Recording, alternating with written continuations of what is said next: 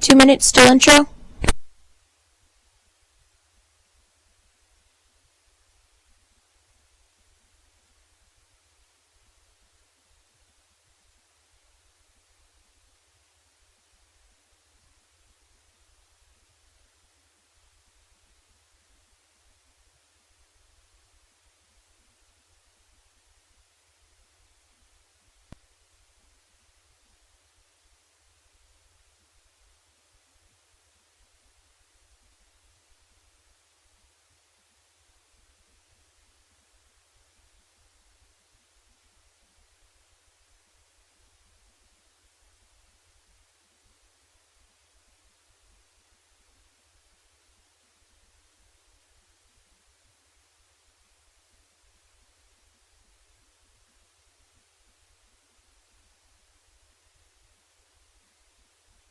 One minute till intro.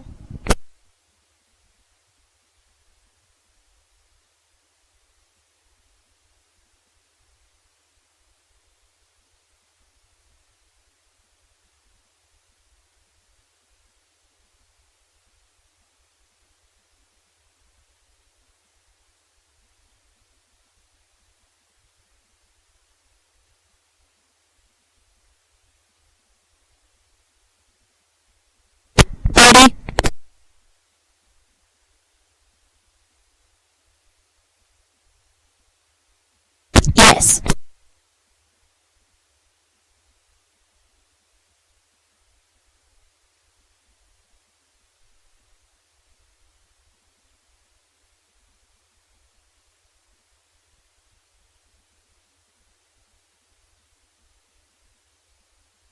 Starting intro now.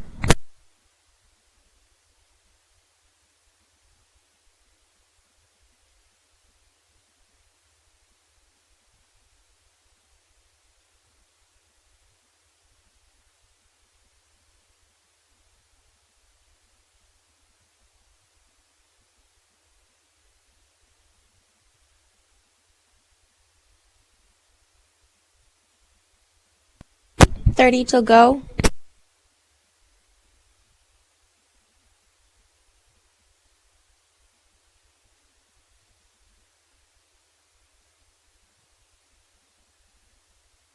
$15.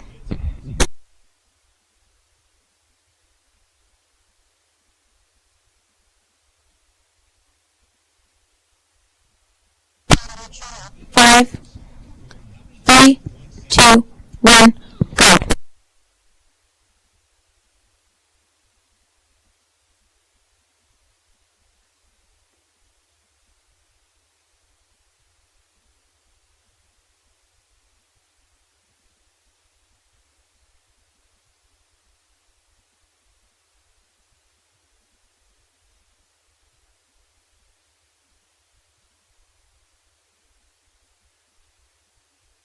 You're clear.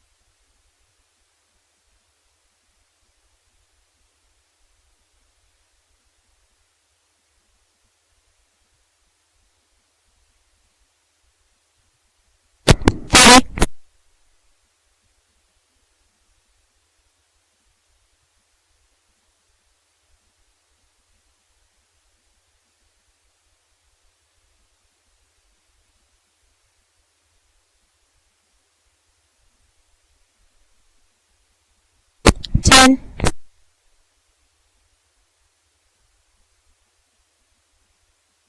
5, 3, 2, 1.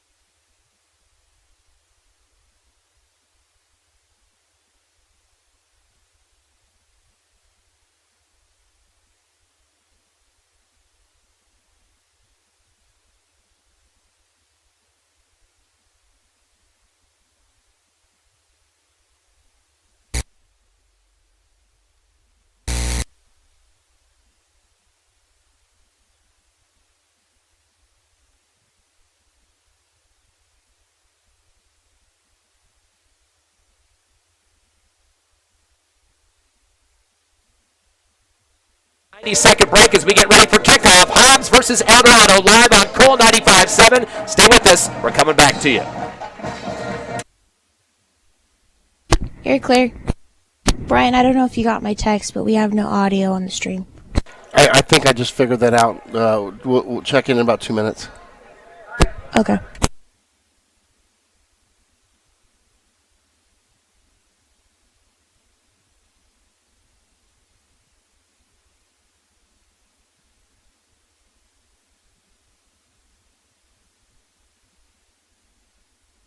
One minute. Let's cut that to 30, please. 15.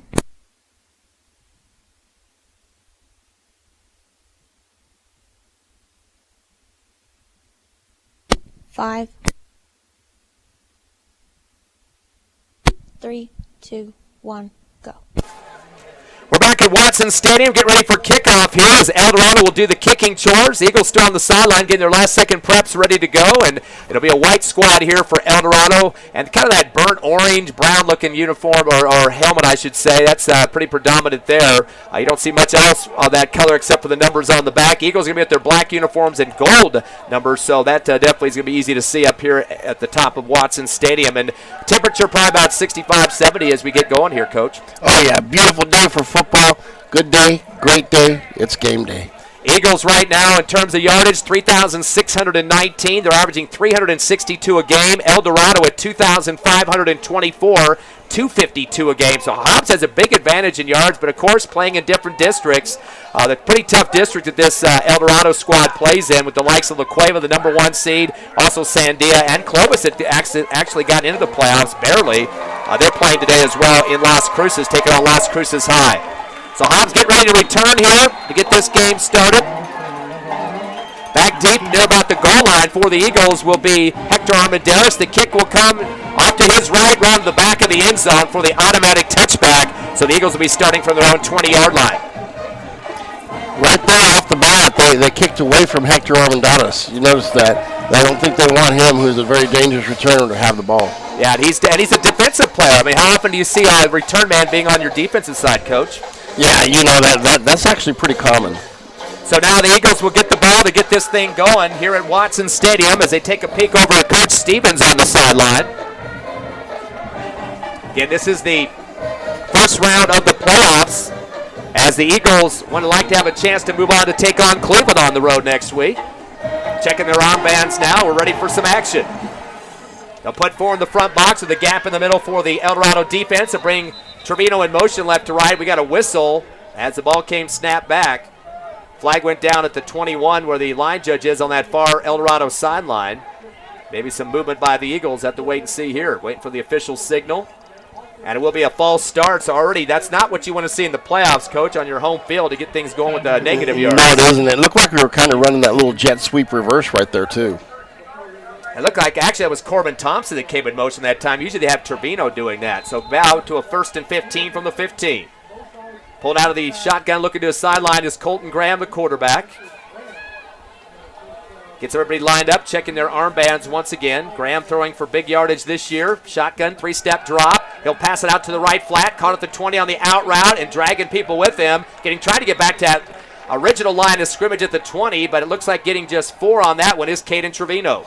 Yeah, I think he got back to the line of scrimmage. He did a good job in there, you know, trying to catch the ball, see if he can find a little seam. There wasn't one, so he just kind of went ahead forward and got that extra yard. So penalty yards have been erased now. Eagles now with a 2nd and 10 from the 20.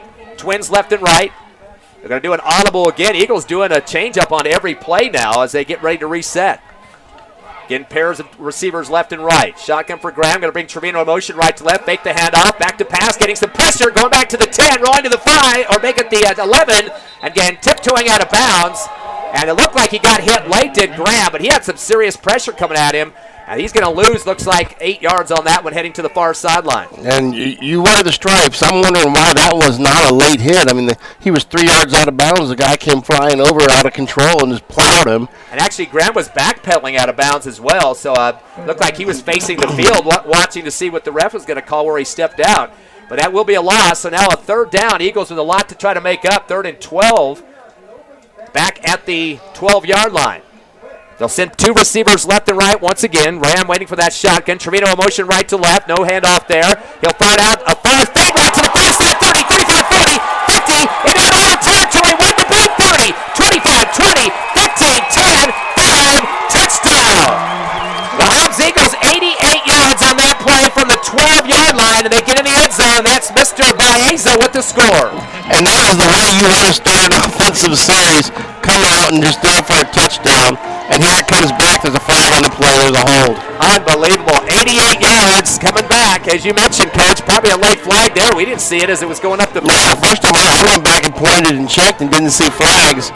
And then all of a sudden there's one sitting on the 5-yard line. Fortunately, the band doesn't realize it. They're playing the Hobbs Eagle fight song. Cheerleaders excited after 6 points. Now going to be erased with 10 yards in reverse on the hold penalty. Second penalty already for the Eagles, Coach. Already 15 yards with the handkerchiefs. Yeah, and I kind of, watching the sidelines over there, the Eldorado coach is already 5 yards on the field. Nobody's saying anything to him. I'm already starting to kind of be bothered by little things like this, the inconsistencies you see in the game like this. So 2 penalties for 15 yards, and Hobbs now way back about the 7-yard line. Actually, it's more than that. They're putting it back at the 2. So it's a spot foul, half the distance, 2.5. So back to the about the 2.5-yard line now. The Eagles going to be way deep on their side of the football field. Still underway here in the first quarter. 11 minutes remaining here in the 6A state playoffs, round 1. So now Graham will be halfway into the end zone waiting for the shotgun. You'll put 3 receivers left and to the right side. More than likely a fade over to the left, throwing to his heavy side here, and some delay going on. I'm not sure. They're waiting on the referee to get down the sideline. Yeah, he's having a discussion with Coach Stevens here on the near side. So be expecting some flood routes here on the left for the Hobbs Eagle receiver core. They have 3 out there. Wait for that snap. Graham is going to pull out of it and look to the sideline. And Coach making some signals there. As we got now still about 3 in the box, so Eldorado's backing some out. Now the linebackers moving up. They got 6 on the line. Put some pressure on Graham. 3-step drop, rolls left, gets away from 1, and he's going to get sacked in the end zone. Luckily the ball didn't come out. It's going to be a safety. Because that could have been gobbled up for a touchdown there, but he gets bear hug from behind. We mentioned that in the pregame show, Coach. 33 sacks for Eldorado this year on their defense, 6.5 for the Eagles. And that was an adjustment. When they saw us adjust to a certain formation, they made a quick adjustment on the fly as well. And they knew that when we go empty set like that they're going to bring everything, I think. I think that's a called play for them, that the moment that we don't have a running back, they're going to blitz everybody. So a couple of key penalties, one bringing back an 88-yard touchdown throw. Ends up being 2 points for the other team for the safety, and plus they're going to get the ball back as Hobbs will decide whether they want to punt or kick off on this safety extra play. Yeah, I have a feeling we'll probably just tee it up and kick it off. We've been much better at kickoffs than punts. Yeah, Graham been doing a pretty decent job and booting those into the end zone when needed. That's going to be a little bit harder now as they will kick from the 20 instead of the 40, so a 20-yard difference on that. But again, not the way you wanted things to start, although offense got down for the end zone, but unfortunately the yellow handkerchiefs are killing them. Yeah, you can't have those kind of penalties. I didn't see the hold myself. I assume the referee did see something there, but it's the missed calls that have bothered me. Where was the flag on the hit way out of bounds, stuff like that? There's got to be some consistency here. And the worst part about the holding penalty, too, if it's in the backfield, even if 4, 6, 10 yards back, they're going to mark it from that spot. It's not going to be from the line of scrimmage like a lot of people think. So that definitely makes it kind of a double-edged sword there in terms of what's going to happen to you. So we go with Colton Graham, going to kick from the 20. This is after the safety. And he's going to send to the far left sideline. End over end, going to hit out to the 35. Knocked off a chest protector of Eldorado. Ball is loose on that far sideline. The Eagles have recovered at the 39. What a great play to recover that football for the Eagles. And now holding it up in the air like a trophy for Hobbs is Aldo Argoff, the linebacker. And there you go. Right there is your momentum shifter. You have a whole bunch of bad stuff happen, and you need something to change. Bam, there it is. You've got it. Now you got to go down and score. So 2-0 is the score. Eagles have turned things around. They're at the Eldorado 39 after Argett recovers. It bounced off the chest plate there of the return man on the far side for the Eldorado squad. And Hobbs knocking at the door here, trying to get in the lead, down by 2. I wouldn't doubt if he comes back to that reverse and get it into Trevino's hands. 1st and 10 from the 39. Trevino in motion. Gets the handoff, as you said, Coach, right to left. Zigzagging, trying to spin. He'll put down at the 37. About a 2-yard, maybe a flag. Actually going to give him just 1 yard on the pickup. You call that one right. Yeah, it just seemed like a logical choice there. We want to start getting Trevino the ball and start making it where, okay, they're trying to stop Trevino, then we can start spreading it to everybody else. Twins left, 2 receivers right, 2nd down and 9 from the 38, going into Eldorado territory. Shotgun back to Graham, 3-step drop, fires the out route, caught at the 35, and spun around and thrown down. Going to be a 6-7 yard pickup on that near left sideline for Ethan Van Landingham. Nice, easy throw and catch. Took what they gave us, made it easy. Instead of trying to go for something difficult, just found the open receiver, toss it to him. So Van Landingham now with 6 yards on that catch. Eagles are 2 for 2 for 11 total. 1st and 10, they're first of the game now. Actually, no, sorry, 3rd down. That wasn't a 1st down. 3rd and 2. Shotgun to Graham. Throws another out and threw it behind his receiver. Didn't know for sure if that's a curl route or an out, and sliding to the ground was Evan Ortega. Tried to get back, but he's right on his butt that time. Yeah, there was some sort of miscommunication. One of the 2 people involved in that play on the far side there missed it. Either Ortega missed his route or the quarterback misjudged where the route was supposed to be. 4th down and 3. The Eagles have it at the Eldorado 32-yard line. They trail 2-0 here in the first. 9:58 remaining. Hobbs back up to the line of scrimmage. 2 receivers left and right. Graham in the backfield with Baeza. And in motion, they have a man, but they're going to get the whistle and a flag here. Ethan Van Landingham went in motion left to right, and they're pointing towards the Hobbs side. So I think we got another false start, and we're killing ourselves with those handkerchiefs. That's the 3rd one now. False start for 5, total of 20 yards in penalties. The other thing I wonder is why is the referee facing away from the home crowd making the call? He's facing the visitors' crowd. You're supposed to be facing the press box. Press box, exactly. Good point. Did he turn around and do it to this side? Usually, no, he did not. See, he's still doing it. Usually a courtesy call first. You do at the other side as well, but usually go to the press box. Good point. I didn't even notice that till just now. I thought he was just doing it to help the other team out, to show him what the call was, but he didn't ever turn over this side. 4th down now for the Eagles. They're facing 8 from the 37. Twins left and right, shotgun back to pass. Graham at the 45. Fade route to the far right to the 10. We got a swat at the football at the 10. They run a flag for the Eagles. They're not going to get it. Trevino went up as high as he could and was unable to come down with it, but there was a nice swat on the ball. And there's that inconsistency. You're already thrown the flag 3 times one direction. A player gets ran over while the ball's in the air. No call. You got to ask why. Alessandro Morrison was the guy that took a swat at it to knock it away, and they're pretty good at knocking balls down. In fact, one of their kids has done quite a bit of that this year. Cortland Dickman, he's a cornerback on the right side. He has 8 pass deflections this season for Eldorado. But the Eagles now give it up on downs. That was a 4th. So it will be over to Eldorado. We got a flag from the sideline. The Whitecap is throwing the flag.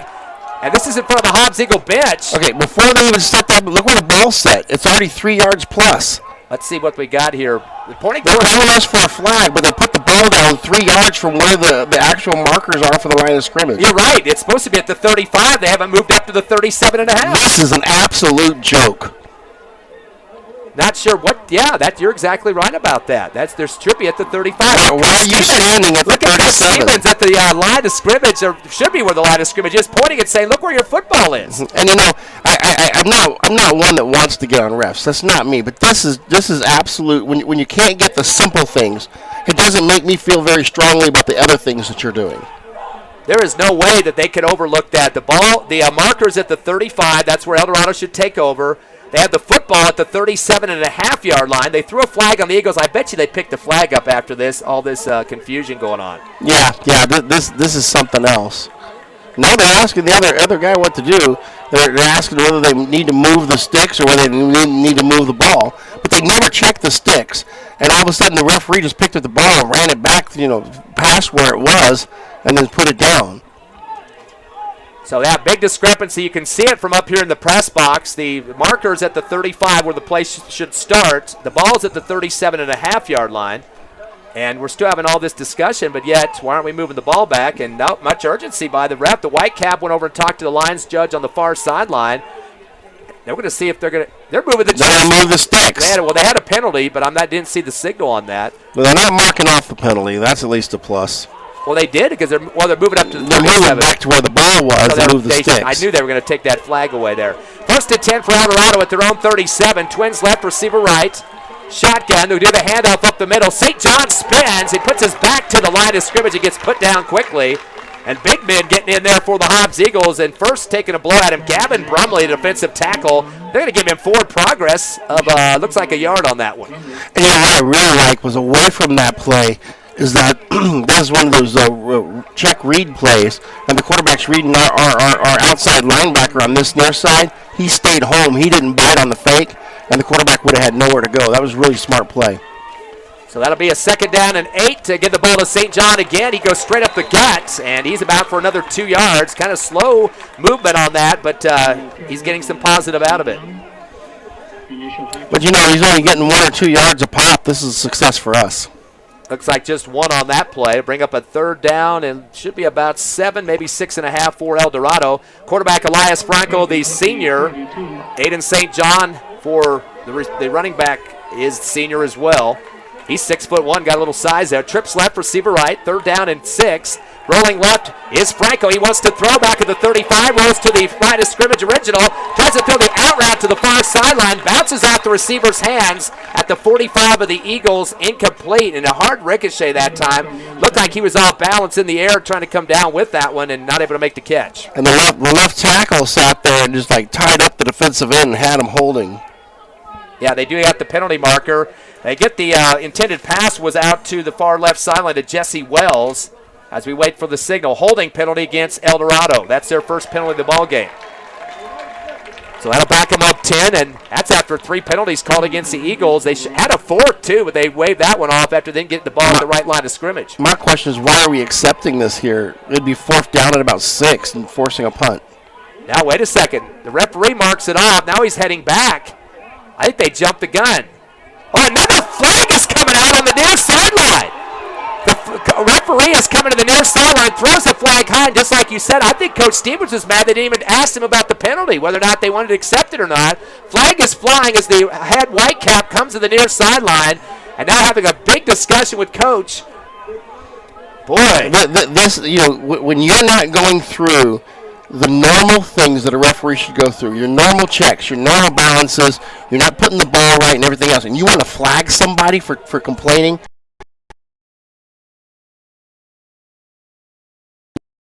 Honestly, Coach, I think what you said, it might be right. They started marking that ball out before talking to the coach to see if he wanted the penalty, because that would have been a potential deny of the penalty, and they would have had a 4th down, like you mentioned, 6 yards. And we'd want a 4th and 6 or 4th and 7. We don't want them to have a 3rd down and a chance to make a 1st down. And they're getting the crowd into this. Everybody's starting to get really riled up, and he wants to flag Coach Stevens over here for the mistake that they made. Let's see. And the referee is now following Coach Stevens on the sidelines, getting in his ear. That's the line judge. The line judge. Why does he get to follow the coach? See, now he's still going after the coach. And be honest, Coach, we don't even have an actual signal on what the call was. Unsportsmanlike conduct, personal foul. He hasn't waved the flag out. Look how much time this is taking, too. I mean, this is really stalling this game out. At this point, if they're gonna flag us for the sidelines, we need to accept the penalty. Now we need to change it and accept it because we're moving back the 10 yards before we give him the 15. What signal, if he waves this off, I'm kind of wondering if he might. Boy, there's a lot of confusion out there. We're still waiting. He's looking towards the press box. So why would we change what we want to do now? This is confusing. But see what happened is now we've told them that we wanted the 4th down, and so now they're trying to mark it off where the 4th down was. They're trying to mark off the 15 yards. The Whitecap we would want the penalty if we know that the 15 yards is going to be marked off. We want the penalty. Whitecap came to our sideline, started to go back to the huddle to get things set up. Then he walked over to the Eldorado side of the field. He went from one side all the way to the other because the Eldorado coach, Coach Hudson, saying, "You haven't explained anything to me yet either." I mean, you can't blame that coach for wanting to know what's going on out there. This is absolutely a circus. And we've delayed here quite a few minutes trying to figure this out. I mean, how hard is it to say, okay, here's the penalty, we're going to mark it, go with it, and move? We have not seen a signal yet on what that last penalty flag was for as the Whitecap official came to the Hobbs Eagles sideline and threw the flag high in the air. Now he's having a major confab over there with the whole, it looks like about 3 coaches from Eldorado, which is really not what you want. You want the head coach, Coach Dotson only, and nobody else. Yeah, and they got 4 coaches on the field. Whitecap now walking towards the midfield at the 40-yard line. Ball still sitting there, but we don't know what the heck's going to happen to it here. Now another discussion with officials. We got both lines of teams right where the referees are, which you never want to have happen. You want the kids away from the play too. Yeah, this is absolutely a comedy of errors. Let's see what the call is. Holding penalty against Eldorado. What about the one against the Eagles? It's coming. They're going to turn around and go the opposite direction with it 15. The official hasn't signaled it yet. He looks like he's staring down at Kurt Stevens down the 40. No second penalty was signaled there, Coach. No, they marked it back 15 and then marked it up 5, and now it's third down. He didn't signal what the penalty was against the Eagles. Yeah, he might not know the signal. So 15 now that'll be 10 for Eldorado, 15 for the Eagles, and a net difference of 5, which would be benefiting Eldorado, actually. That ball be moved up to the 35-yard line. I think it's an incomplete pass. He's trying to start the clock. That was an incomplete pass. He's over there trying to wind the clock. Now the White-Cap official now walked up to the line of scrimmage. It's calling his umpire over there to discuss that now. Third down and 13 is what we're looking at here for Eldorado. Now the Eldorado coaching staff is out on the field with their arms up in the air, more than one of them. Look how many coaches? 1, 2, 3. 3 coaches on the field for Eldorado. And then the other 3 coaches are in the white part that you're not supposed to stand. You have a get-back line that's 3 yards past that white part. Ready for shotgun. Franco fakes the handoff, turns and fires the post route. It's underneath his receiver at the 50-yard line, and that will be in the turf, incomplete. Hobbs fans getting kind of loud here because they're just kind of catching their breath after all this delay. That was intended for Alessandro Morrison. Incomplete. First attempt for Eldorado in the passing department. I really think that some of these guys may star on days in their lives in their off time. That'll bring up a fourth down now for Eldorado. 4th and 13. And now there'll be a punt situation. First time for a punt in this ball game. Now all that confusion and nothing really advanced for Eldorado. So it ended up being 5 yards plus or 10 yards plus for us in the end. So waiting for that punt shotgun situation here. Long delay. Finally get the snap back, and the kick will be from the 25-yard line. End over end. It's going to be a short one. Bounces at the Eagle 40 and goes out of bounds at about the 41-yard line. The Eagles had decent coverage. They got the heck away from it, and they'll have some great position here. And this is the type of situation with all this confrontation and confusion going on that they probably just want to hurry and get down and score because they had one called back from 88 yards a minute ago. I love the spot on this one because they caught the ball at the 44-yard line out of bounds, and they spotted it all the way up at the 40. Well, I think it was already out though. It had already yeah, but it bounced like at the 44. But first down and 10 for the Eagles. Trips right, receiver left, shotgun for Graham. Hard snap count there, pulls out of it, looks to the sideline. Coach Stevens with a quick signal off the hip.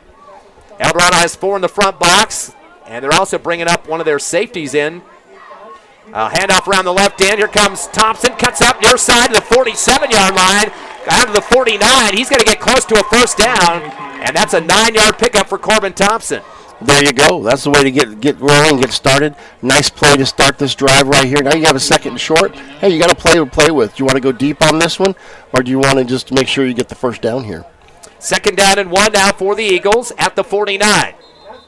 And we got a whistle, a flag on the line of scrimmage. Offside penalty going to be called by the near sideline line judge. And that'll be a 5-yarder against Eldorado, which will be an automatic first there. Absolutely. And this is the guy that's been throwing his flag the most today. 3 penalties for 25 yards now for the Golden Eagles from Eldorado.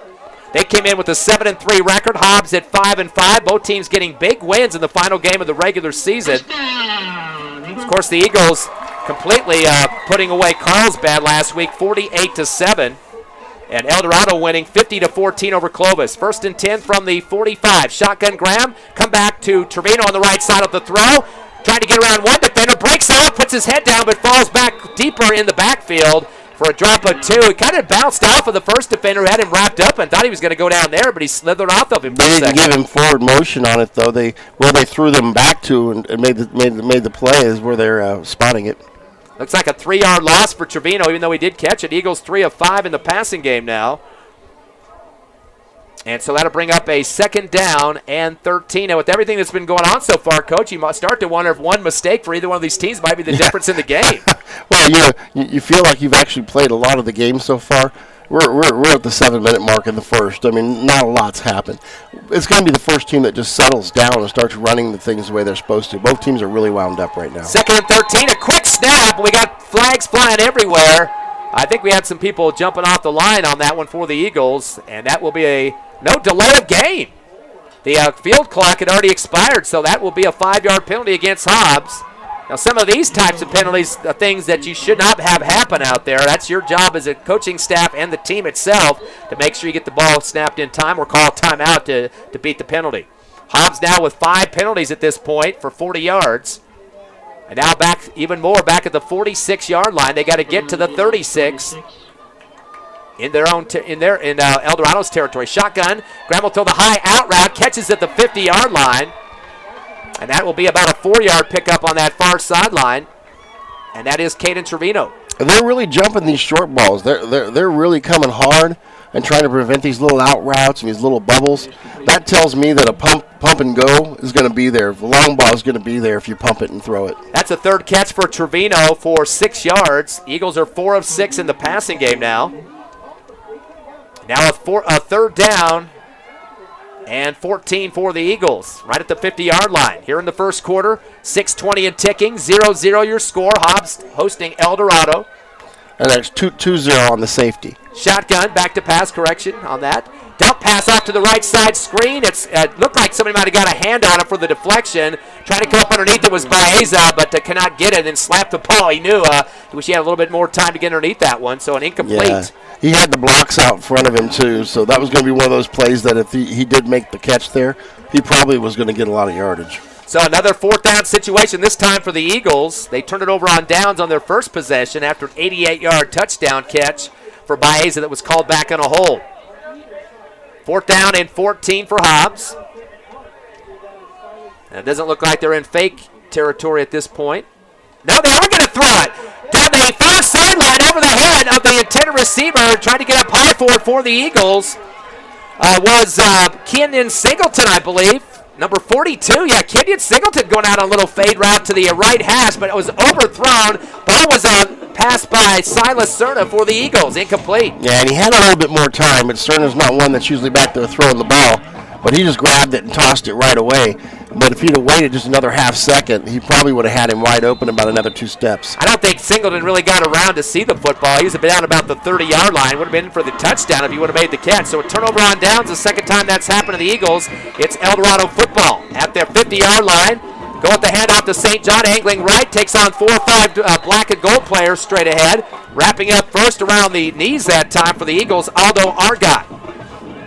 But that's after a gain of about, looks like they're going to give him 3 on that one. We've done a real good job against the run so far. I mean, the defensive linemen are doing a great job of holding up the offensive line and not letting them get into that linebacking core. And the linebacking core is filling those holes. St. John with only 3 carries for 8 yards. And they're in Hobbs territory now at the 47, midfield. Clock to 5:34 left here in the first, 2-0. Got to keep remembering those 2 points for Eldorado off of safety. Shotgun. Franco hands off around the left end, heading far left sideline to the 40, getting somersault at the last second for Eldorado was Shane Aspera. He's close to that first down marker. Yeah, and Arlen Gaddis came up really strong from the safety position. He planted getting ready to make the tackle, and they ended up getting into him right in the back and just plowing him all the way to the sidelines. And it looks like they will just barely get that first down to Aspera. That's his first carry for 7 yards. And the first down for the Golden Eagles. 1st and 10 from the Hobbs Eagle 39-yard line on the left hash. Twins right, receiver left. Franco with 2 backers split the difference in the backfield. Clapping his hands a few times. Gets to St. John. Angling to the left side across the left hash to the 36-yard line as he picks up another 3. Still think that we've done a pretty good job against the run. The only run that they've gotten open field on was the run with the two lead backs. So that would be something we'll probably have to talk about, going into halftime, is how we're going to deal with that if they end up having 2 leads like that. Oliver Hill, credit him for the tackle, the defensive tackle for the Eagles as he runs out on the sub. 2nd down and 6. Handoff around the right end, stretching out. Aspera tries to cut back to the middle. Backpedals his way for a couple extra yards. He's going to get 2 on the forward progress. That's about it for Aspera, though. Yeah, and I really like the way we strung that out.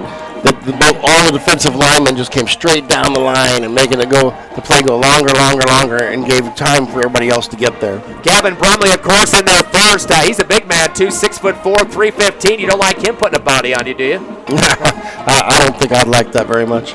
He's to be signing up for the Hoops team as well. 3rd down and 3 now for Eldorado. Trips left, receiver right at the Eagle 33.5-yard line. Shotgun, Franco takes a handoff, rolls left, quarterback keeper, 35, heads out far left to the 30, gets a block, trying to get over one more hurdle. He's not going to make it to the 29.5 where he needed to for the first down. He will get 3, though, but that's going to face a 4th down for Eldorado. And they have to change quarterbacks, too, because he lost his helmet on that. That's right, and we did mention they have a couple of guys they go to in this season. Brandon Olivas is a sophomore, and he has thrown the ball just a couple yards shy of what his starter senior has done. So we'll have to wait and see what happens on this one. I bet you they call a timeout and put him back in the game. And they have a 4th down and 1 that they're going to have to deal with. Timeout for Eldorado. The ball will be at the 30.5-yard line. They need to get to the 29.5, so a yard is what they're looking at here. We'll take a quick timeout as well. 3:13 left first quarter. It's Eldorado 2. Your Hobbs Eagles nothing. Come back with us in 30 seconds on the Hobbs Eagle Network. You're clear.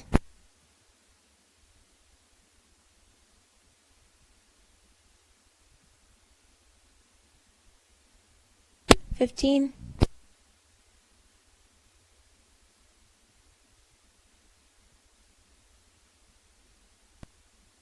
5,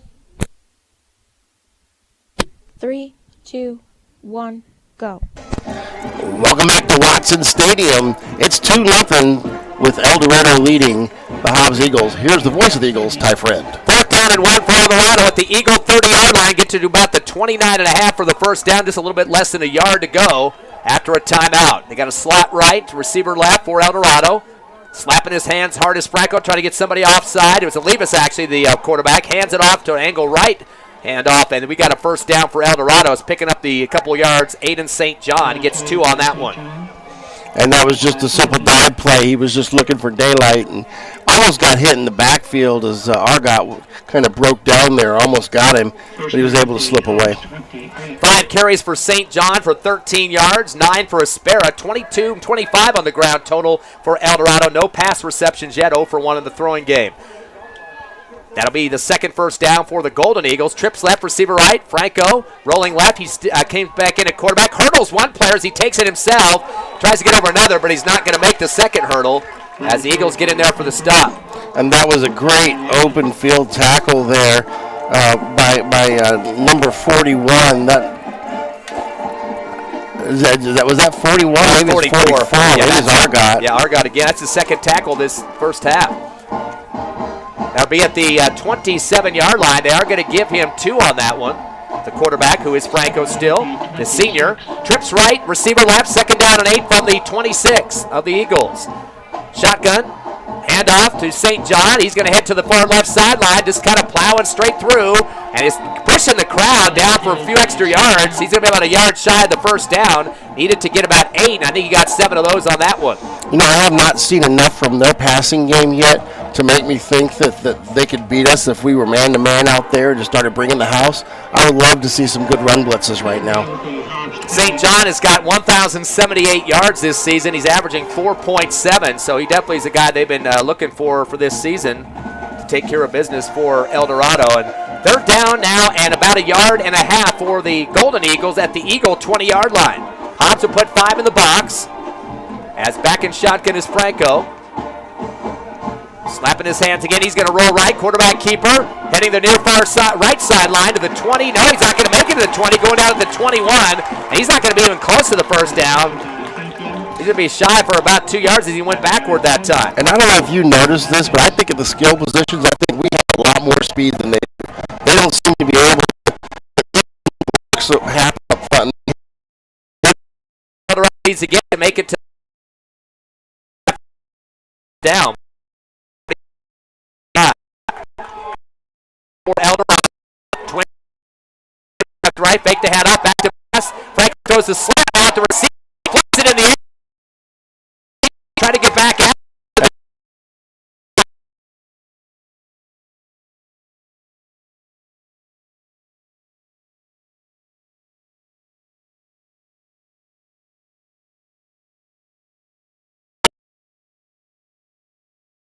Pregame out, 27, and is pushed out of bounds around there on that far sideline in front of Eldorado's bench.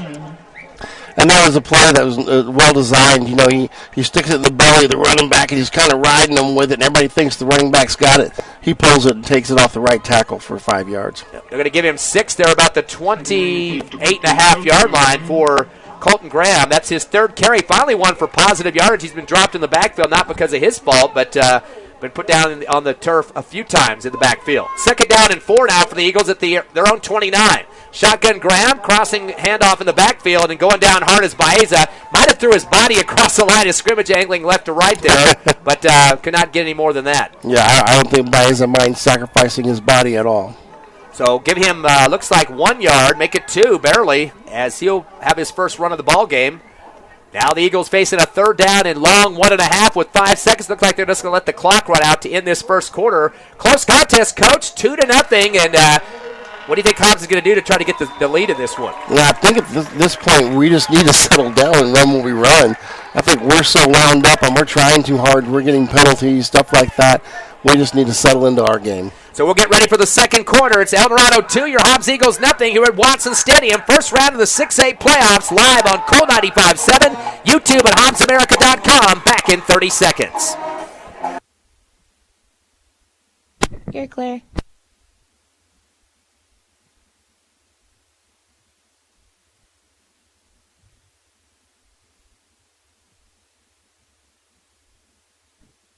$15.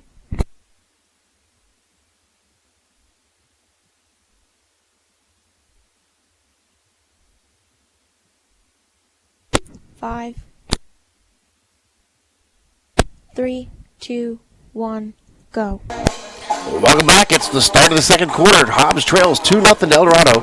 And Hobbs will have the ball here at the 30 with a 3rd and 2. Here's the voice of the Eagles, Ty Friend. So Hobbs back out on offense. Sun started to peek out here at Watson Stadium. We're going to warm things up a bit on this pretty Saturday afternoon for playoff football. Of course, some games already finished up last night in the playoffs. Carlsbad went down in their first game to Volcano Vista 49-17. Cibola knocking off Sandia 41-15. And we got some Lee County games, too. All winners last night. Tatum shut out Logan 52-0. Jow 50-0 over Estancia. And Eunice 54-3 over Hagerman. So they punched their ticket to the next round.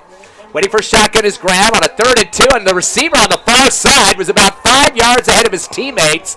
I guess he had miscommunication on the snap count there. As that's going to be a 5-yard penalty. And going from a 3rd and short now, going to extend that play a little bit more here as they got to back up 5. And here's the mistakes that we talk about. You need to settle down and do your game. And I don't think our game is 5 yards backwards on motion calls. And that was Evan Ortega out there on that far left receiver position near the Eldorado sideline. And he was at a full sprint to the ball, not even close to being hiked on that one. So now a 4th down and 7 for the Eagles back at their own 25 on the right hash. Bring him out in motion. Trevino right to left. Fake the handoff. Back to passes. Grab out of the shotgun. Fade route on the near side. Over the shoulder. Diving catch. Late flag as the catch is made by Baez at the 45. And we're going to see what the call is on this one. That's a 20-yard reception for Baez and maybe a PI there.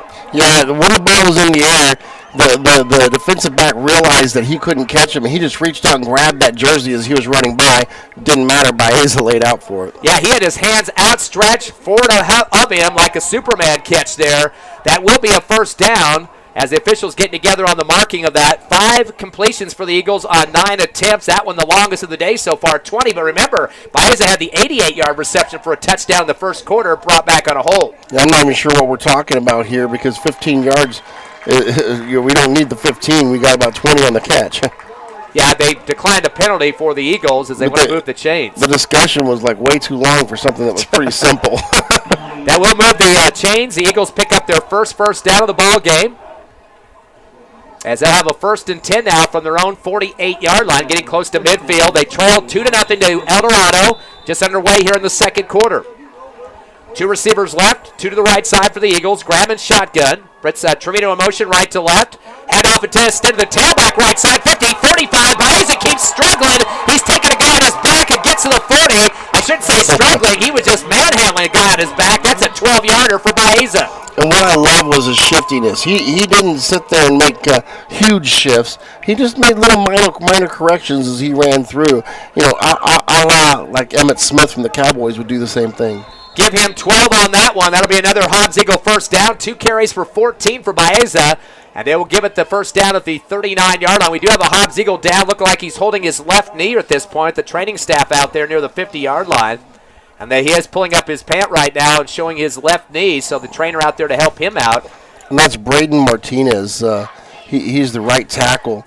He actually was like an inside switch pull. And he was trying to crush the blitzer that was coming across. So he kind of dove for him. And while he was in the air, you could see him grab the knee as he went down.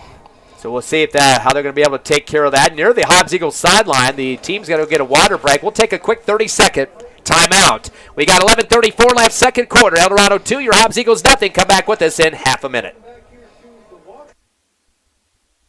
You're clear.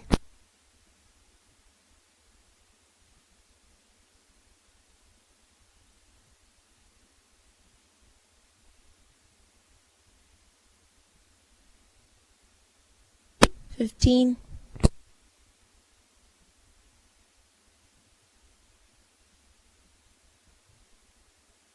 5, 3, 2, 1, go. Eldorado. Welcome back to Watson Stadium. 2-0 the score. Hobbs on the move. Here's Ty Friend.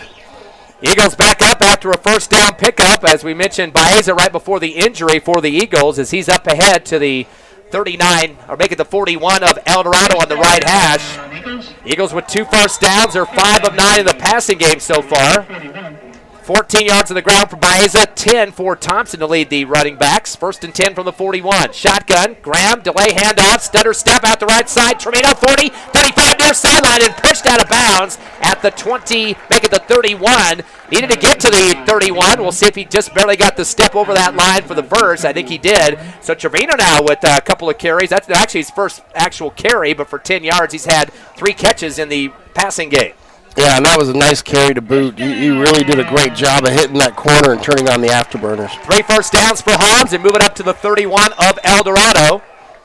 Send 2 receivers left, 2 to the right side. Trevino in motion right to left. Fake the hand off to him. Hand off to the tailback around the right end. 30, 25 for Baeza. Backpedaling. Gets plopped on his butt there at the 25-yard line, but he picks up another 6. And finally bringing him down hard was Mark Pacheco. That was the cornerback for Eldorado. And all we're doing is we're faking the jet sweep and then handing it to him, or we're giving to the jet sweep. Plays look the same to the defense. They're having a hard time figuring out where the ball's going on each of these plays. 7 yards on that carry for Baeza, 21 overall. He's averaging 7 a pop. 2nd down and 3 now from the 24. Graham in the backfield with Baeza on his left shoulder. Twins left. 2 receivers here on the short side right. Eagles going left to right on the radio dial. Shotgun, 3-step drop for Graham. Flushed out of the pocket right. Stops and throws. A post route in the end zone. Receiver gets a piece of it as he goes down. Ball flips up in the air.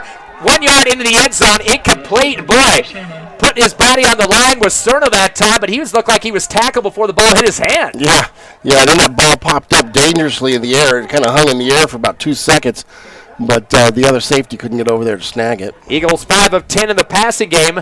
Leader right now is Baeza with a catch for 20 yards. Trevino has 3 for 6 yards and a 1 catch for Van Landingham with a 6-yarder. 3rd down and 3 for Hobbs at the 24 of Eldorado. Twins left and right. Come out of the play call. They're going to audible this one for Coach Stevens.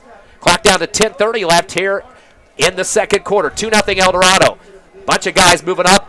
Got a couple blitzes coming in. We got a timeout on the field. The Eagles didn't like what they were seeing. They saw a bunch of linebackers starting to come up to the line of scrimmage right before the snap. So timeout, Coach Stevens and the Eagles. 3rd down and 3 for Hobbs at the Eldorado 24. Back at half a minute live on the home of the Hobbs Eagles, Cool 95.7. You're clear.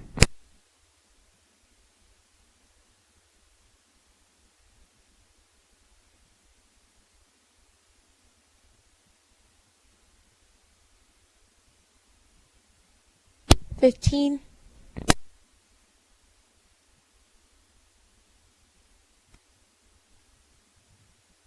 5,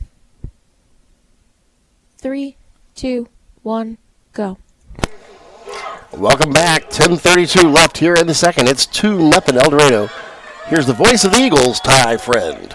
Third down and 3 for Hobbs after their timeout at the 24. And what do you think Coach Stevens saw on that defense? It got a little bit nervous there to reset and call something else on the timeout. I think he probably had a little dive run play, like and they were bringing the linebackers through that gap, and it was just better off calling the timeout than to try to force it. Twins left and right, shotgun grab, 3-step drop, puts a throw down the middle, single, right up and Trevino, catch it for the score, touchdown! Nice little throw and catch. That's what you want there. 24-yard touchdown pass, and now the Eagles take the lead. It's 6-2.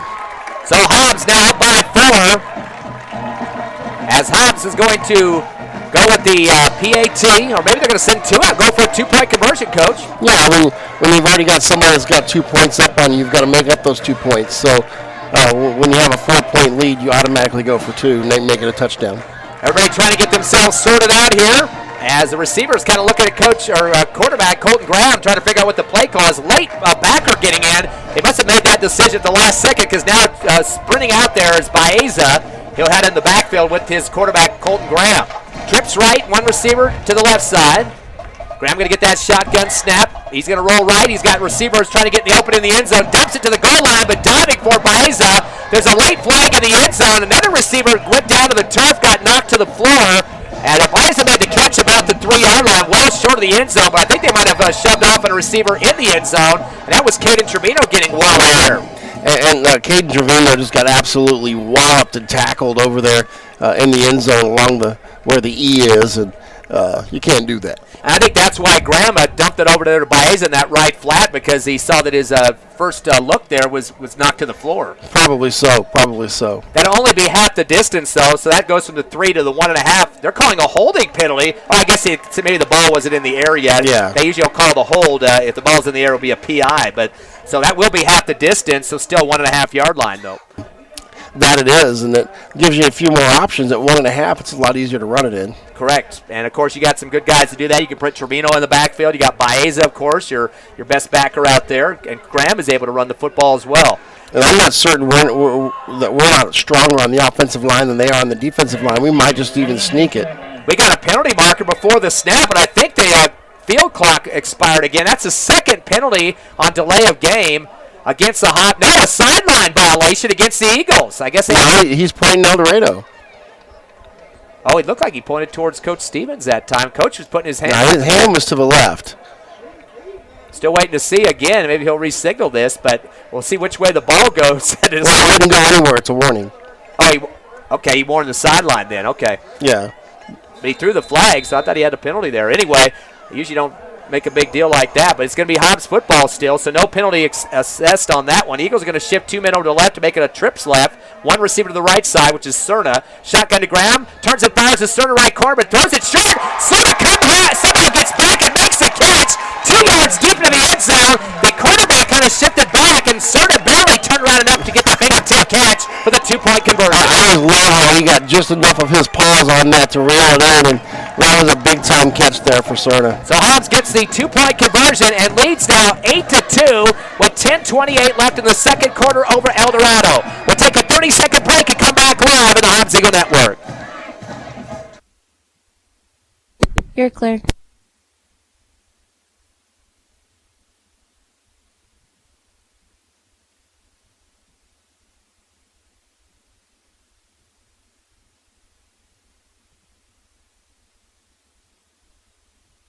$15.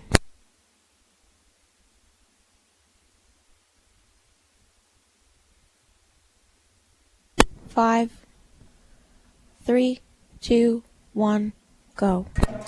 Welcome back to Watson Field. It's 8-2. The Eagles have taken the lead over the Eldorado Eagles. Here's the voice of the Hobbs Eagles, Ty Friend. Is it a multiple choice? We're going to go an eagle here. You're not from Albuquerque, are you? Heck no. Black and gold, not burnt orange, okay? We're not the Texas Longhorn station here, right? I hear you.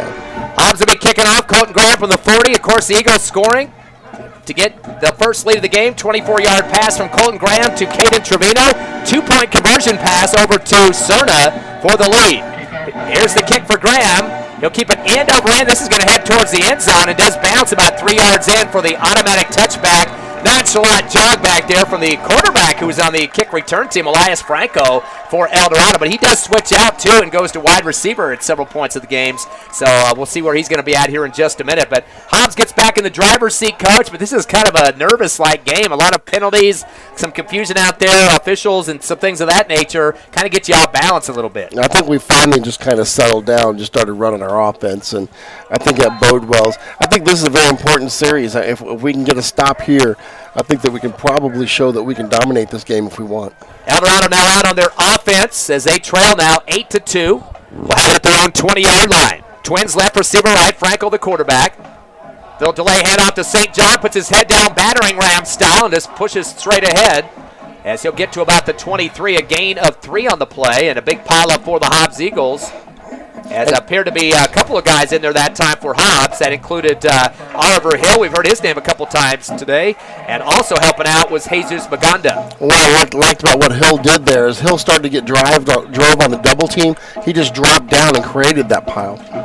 St. John with the majority of the carries, 7 total so far for Eldorado. Second down and 7, back to pass. Franco, he's going to be fleshed out right, throws it out route, but throws it hard just to try to get rid of it so he wasn't sacked, and it goes out of bounds. Might have been caught by the receiver on that far sideline, but he was well out of bounds anyway. Good pressure coming in the backfield for the Hobbs Eagle defense by Jesus Maganda. Yeah, and that was what forced the throw to come out a little bit early. And he threw it on target, but he threw it so high, to his target that he couldn't get his feet down. Eldorado has yet to complete a pass, 0 for 3 in the throwing department at this point. Eagles are 5 of 10. Third down and 7 now for Eldorado at their own 24. They trail 8-2 to your Eagles. 9:50 left here in the second. Winner will play Cleveland next week, the number 1 seed who has a bye going on. Shotgun for Franco, split formation backfield. Fakes the handoff to both of his backers. Back to pass, steps up in the pocket, trying to get out of the way. He fumbles the ball. Eagles got a piece of it. There's a flag coming out too. Big rugby scrum and bodies are flying everywhere. A late flag too. Looks like a late hit by somebody. Can't tell who that's against. Flags are flying. There's going to be 2 different penalties on the play. And we're still waiting to see the direction of where the ball's going to go. Is it going to be Eldorado or Hobbs? First penalty is going to be against Eldorado for holding. Second penalty is going to be a late hit on us because we came up and plowed somebody as they were all fighting for the ball on the ground. The question is, did you see a signal for ball possession? Who got it? I did not. They have not signaled that yet. And, boy, all we need is this situation with what we had a problem with in the first quarter was kind of scoring away all the penalty calls. The question is it offsetting penalty that there was a signal that we had the ball before the late hit? That would just mark us back on offense. We lose 15, yes. Yeah, but I don't know who had the possession. It was the ball got juggled in the air by the quarterback Franco, popped up a little bit. It looked like he did get a piece of it back, but then I think it went to the turf. I would bet that the conversation is, well, that was a late hit.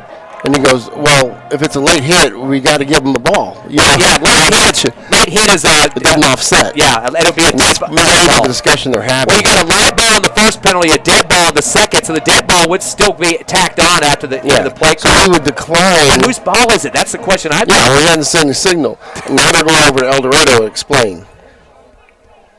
Eldorado offense stays on the field. Very anxious to see the signal here. Let's see who they're going to do it. Personal foul against the Eagles, so the microphone's not working here. Well, that's been a problem. But whose possession was it, referee? That's what we need to know. That's more important. Coach Stevens on the field saying he's trying to get one of his assistants to quiet down. Coach Stevens on the field now. He's like, whose ball is it? Did you ever signal which way it's going? Microphone has not been working for the whole game, and now the Whitecap puts his stop sign up to Coach Stevens, heads back to the huddle, and the worst part about that is, Coach, they call the late hit on the Eagles, don't give him the football, and they're going to say, I guess Eldorado recovered it before that happened. Where was the first penalty? First penalty was thrown a good 3 or 4 seconds before the second. So you forgot about that. So what's the first penalty? Yeah, where they could just pretend like it didn't. That was the same one, a late. Maybe they're saying the second flag was a late repeat of what the first flag was, maybe, but that couldn't have been it. No, I don't think so. 15 yards, though, regardless, against the Eagles. They're giving the ball back to Eldorado. Of course, we didn't see where the ball ended up. It was in the pile. They do call the personal foul, so a 15-yard penalty, and, boy, we've had a lot of question marks in terms of the calls here so far. That will be a first down. And here's the line judge making a beeline over there to tell him something else. I guess he decided against it. So that's going to be a loss of 2, even though the 15 yards were marked on. That was Franco, the QB. Got the shotgun handoff around the right end. Aspired around the right side, 30, 35, up the sideline, 30,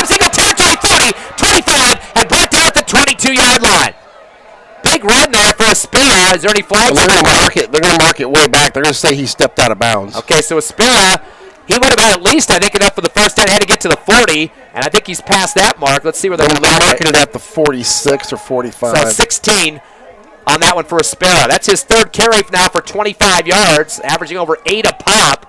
Another first down for Eldorado. That's their third. Clock will stop as he went out of bounds. Now the clock's running here. He had to be out of bounds. It's down to 9:23. Oh, my. Did he go out of bounds or not? They just pointed out of bounds. They're not even checking. First down and 10 from the 46-yard line. Shotgun. Franco. Handoff up the middle to St. John. Breaks a tackle. Keeps plowing forward up to the mid-stride of the 50. And he'll get 4 yards on that one. Yeah, the clock continued to run, and it had to be out of bounds because otherwise he would probably been gone for a touchdown on that last play. Do you think they're going to review this film and have a few things to talk about, sir? Yeah, you could look at it at halftime. I mean, they could watch our broadcast right here on YouTube today. The proof's in the pudding. Yep. Second down and 4 for Eldorado at the Eagle 49-yard line. Shotgun to Franco, gives around the right end to Aspera to the far side to the 45, bounces off a tackle 40. Eagles not wrapping up the last couple of plays. That will be a first down pickup and then some. And that is the play that I said that they're going to talk about. That is the only big play that they've got against us is running that double lead on the outside sweep right there. 10 yards for Aspera. 35 on the ground so far on 5 carries, averaging 7 a pop. Clock down to 8:20 left here in the second. Hobbs up 8-2 over Eldorado as the Golden Eagles now have it at the Hobbs Eagle 39-yard line. 3 receivers head left, one to the right side for Eldorado. Franco will be in the backfield with St. John. We got a delay here. I'm not sure. The officials are talking near the football again. Back judge is over there is raising his hands above his head trying to signal. The clock. Yep. Yeah, something's wrong with the clock here. That should have been corrected a long time ago. If they're going to correct the out-of-bounds situation. Now they're talking to Coach Stevens. I wonder if the Eldorado coach Dotson was saying that clock shouldn't have ran on the last play, but it's too late to correct that by now. Now, Coach Stevens wants to debate him. He's pointing to the other side of the field like, wasn't that about 10 minutes ago that we had the clock running? 8:20 is where it stopped at right now. A lot of delays in this first half, especially in that first quarter, but we started to see a few in this quarter as well. Sun's out pretty much, Coach, and warming up the field for sure for those players and the referees on there as well. And the broadcast crew has to slide back, get out of the sun. Woo! Got to keep that head covered, Coach. Yeah. Well, my fear is that the sun's going to reflect off my dome and blind some people on the field. You better get that cell phone out of that direct sunlight, too. We're going to have a heat warning on there. Referee came and talked to Coach Stevens, head Whitecap, and now he's going to go over to Coach Dotson on the far sideline. And now they're going to run the clock, and nothing changed. So what the heck was that stoppage for? Nothing got changed that I saw. Clock is at 8:20. All right, they might have had some time now. It's down to 8:20. Shotgun.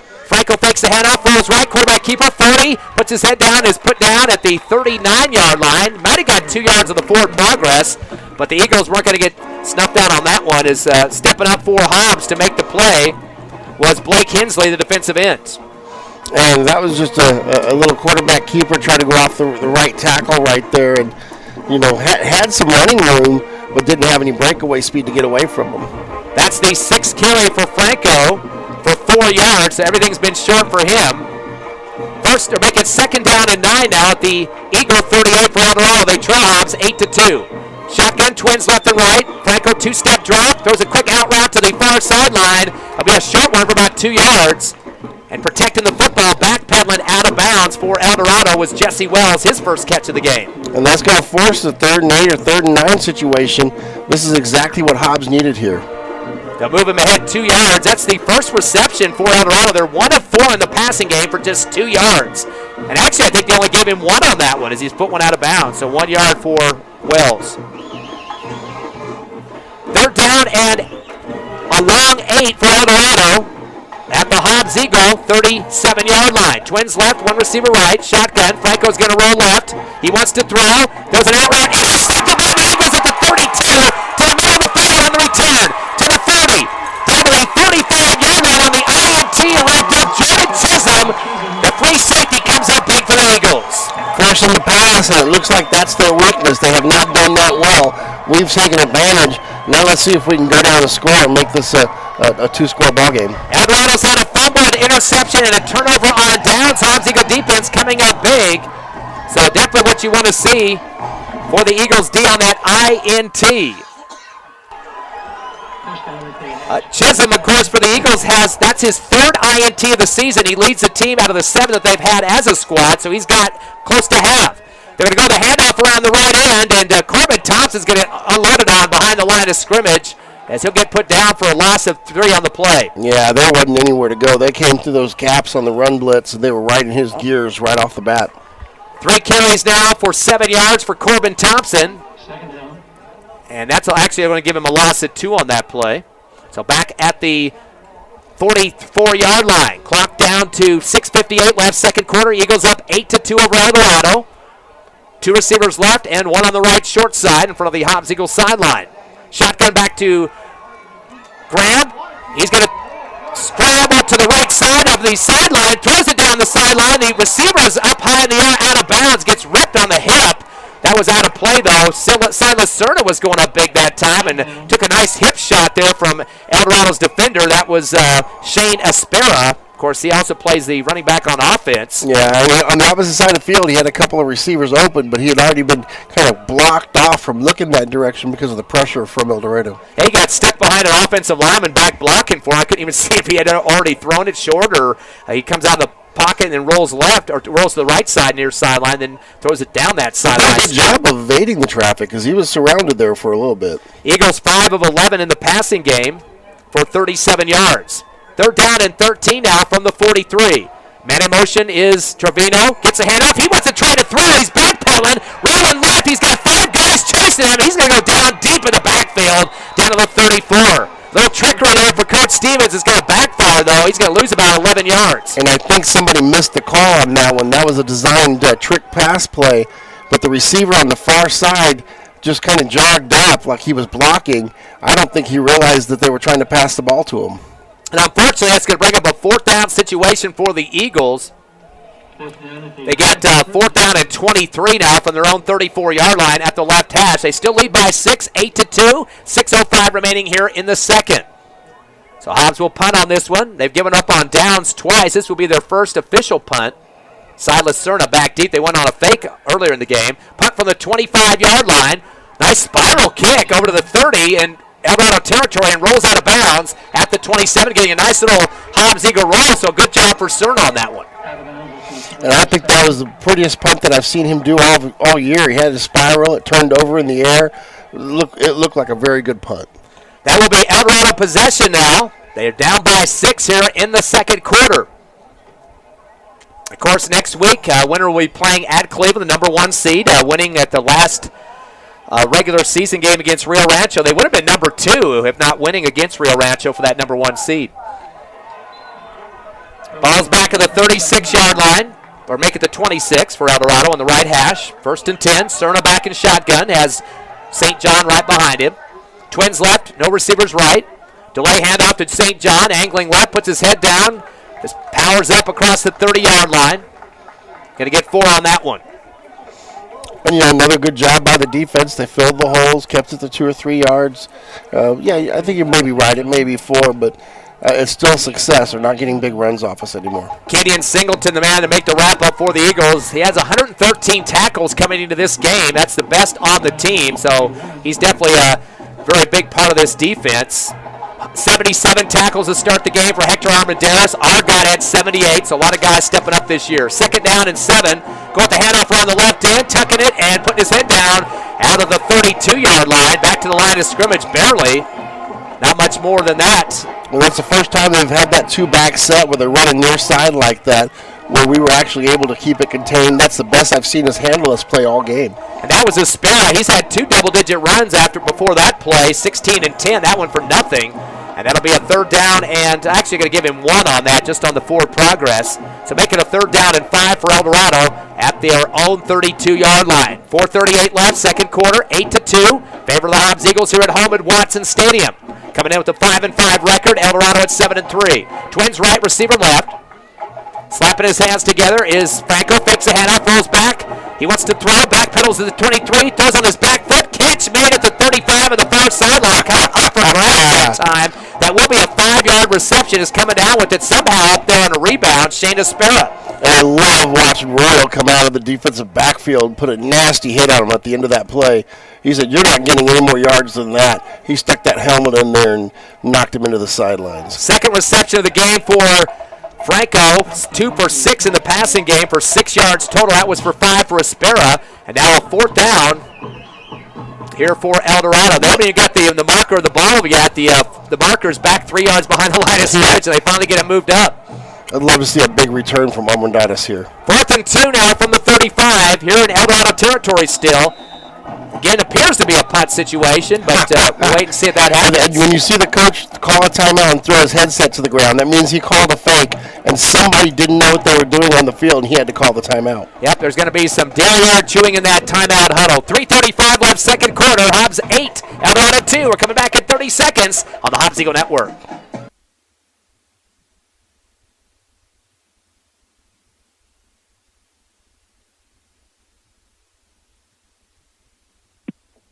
You're clear.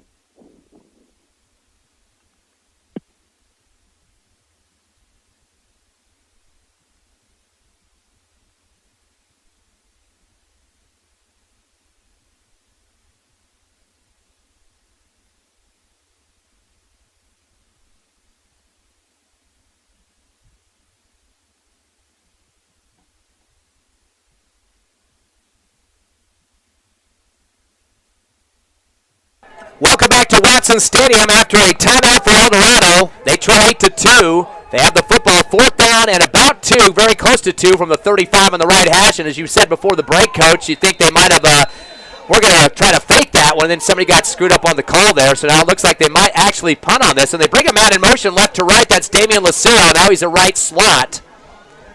The snap is good. It's going to be a kick on the run that time, and it's kind of a dead ball high up in the air. Catch is made and fumble at the 40-yard line. Picked up for the Eagles by Armendariz, and his body is thrown forward to the 48, so actually gets net yardage on the return.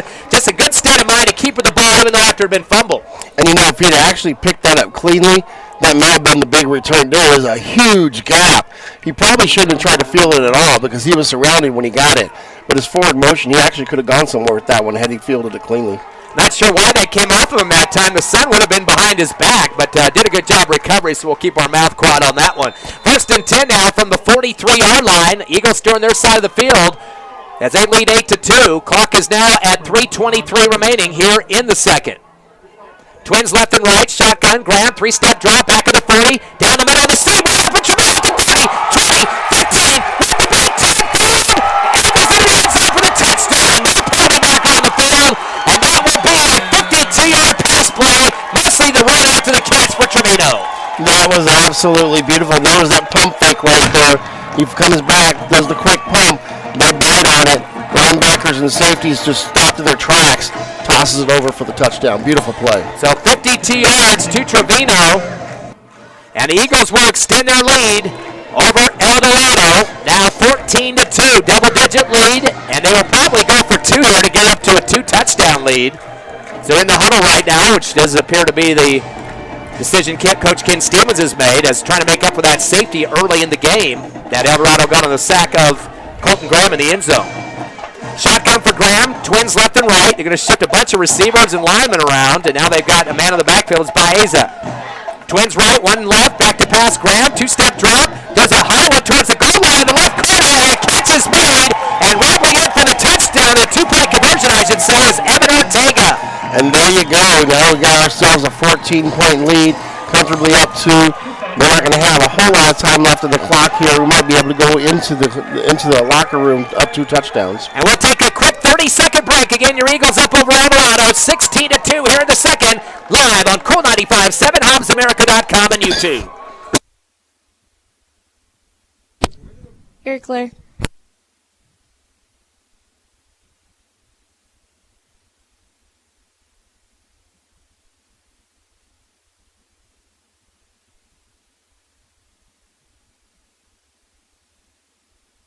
Ten.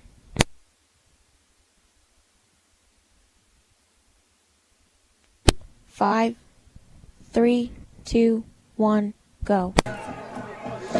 Welcome back to Watson Stadium. It is 16-2. The Eagles lead. Here's the voice of the Eagles, Ty Friend. Hobbs scoring on a 52-yard pass play from Colton Graham to Caden Trevino. That's his fourth catch of the ball game for 58 yards. And a two-point conversion pass from Graham to Evan Ortega to put on top of that one. So a double-digit lead for Hobbs, up by 14. First game of the playoffs for the Hobbs Eagles here at home. Of course, the Eagles have been defeated twice by Eldorado in the playoffs in recent times. Of course, 2015, they lost 70-20. That was on the road. And back in 2018, 28-14 here at Watson Stadium. But it looks like they're turning the tables in this one, Coach. They are. They've done a great job defensively. Very impressive. Here comes Colton Graham for the kickoff from the 30. Keeps it low. Bounces at the 15. Is going to head towards the end zone and trying to track it down, but just letting it go at the last second with Shane Aspera. And that will be Eldorado football at the automatic touchback at the 20-yard line. But they got to get something spurred up here. Coach Dotson has been kind of struggling to get this team moving ahead, and now they're down by 2 touchdowns. And they're trying to do it using the run, which eats up a lot of time. Anytime they've tried to pass the ball, it's actually been in our favor. Yeah, in fact, of course, an interception, a fumble, turnover on down so far for Eldorado. And then the punt that just happened on the last series, not helping their cause out whatsoever. Have it at the 20-yard line, midfield here. Franco goes to the shotgun as St. John behind him, big man in motion right to left. They're going to give it to St. John instead, angling right, heads to the right hash mark, so the 24, and he'll pick up 4 on that one. And not really burst out speed from St. John. He's just kind of a physical runner and takes guys with him a few yards. Yeah, it's 3 yards and a power dash. That's about all he's getting. There's nothing else. When they ran outside, they've been a little bit more effective. Running out of that 2-back set. And that's with Aspera. I mean, he's the one that's kind of got the speed outside, as you mentioned, and almost had a touchdown back earlier in this second quarter, called back on a penalty. Twins left and right for Eldorado. On a second and 7, fake the handoff, roll left as the quarterback, and Franco's going to get brought down, and maybe just barely above the original line of scrimmage. And that was Singleton that got in there. Good job there by Kenyon Singleton. And they stopped the clock here. I don't see who called the timeout. Let's see how many yards they're going to drop this. It looks like -3 for the quarterback, Franco. He's gone down behind the line of scrimmage 3 times in this game. There is a timeout on the field. 2:30 left, second quarter. Hobbs up 16-2 over Eldorado. Take a quick breather and come back in 30 seconds. You're clear.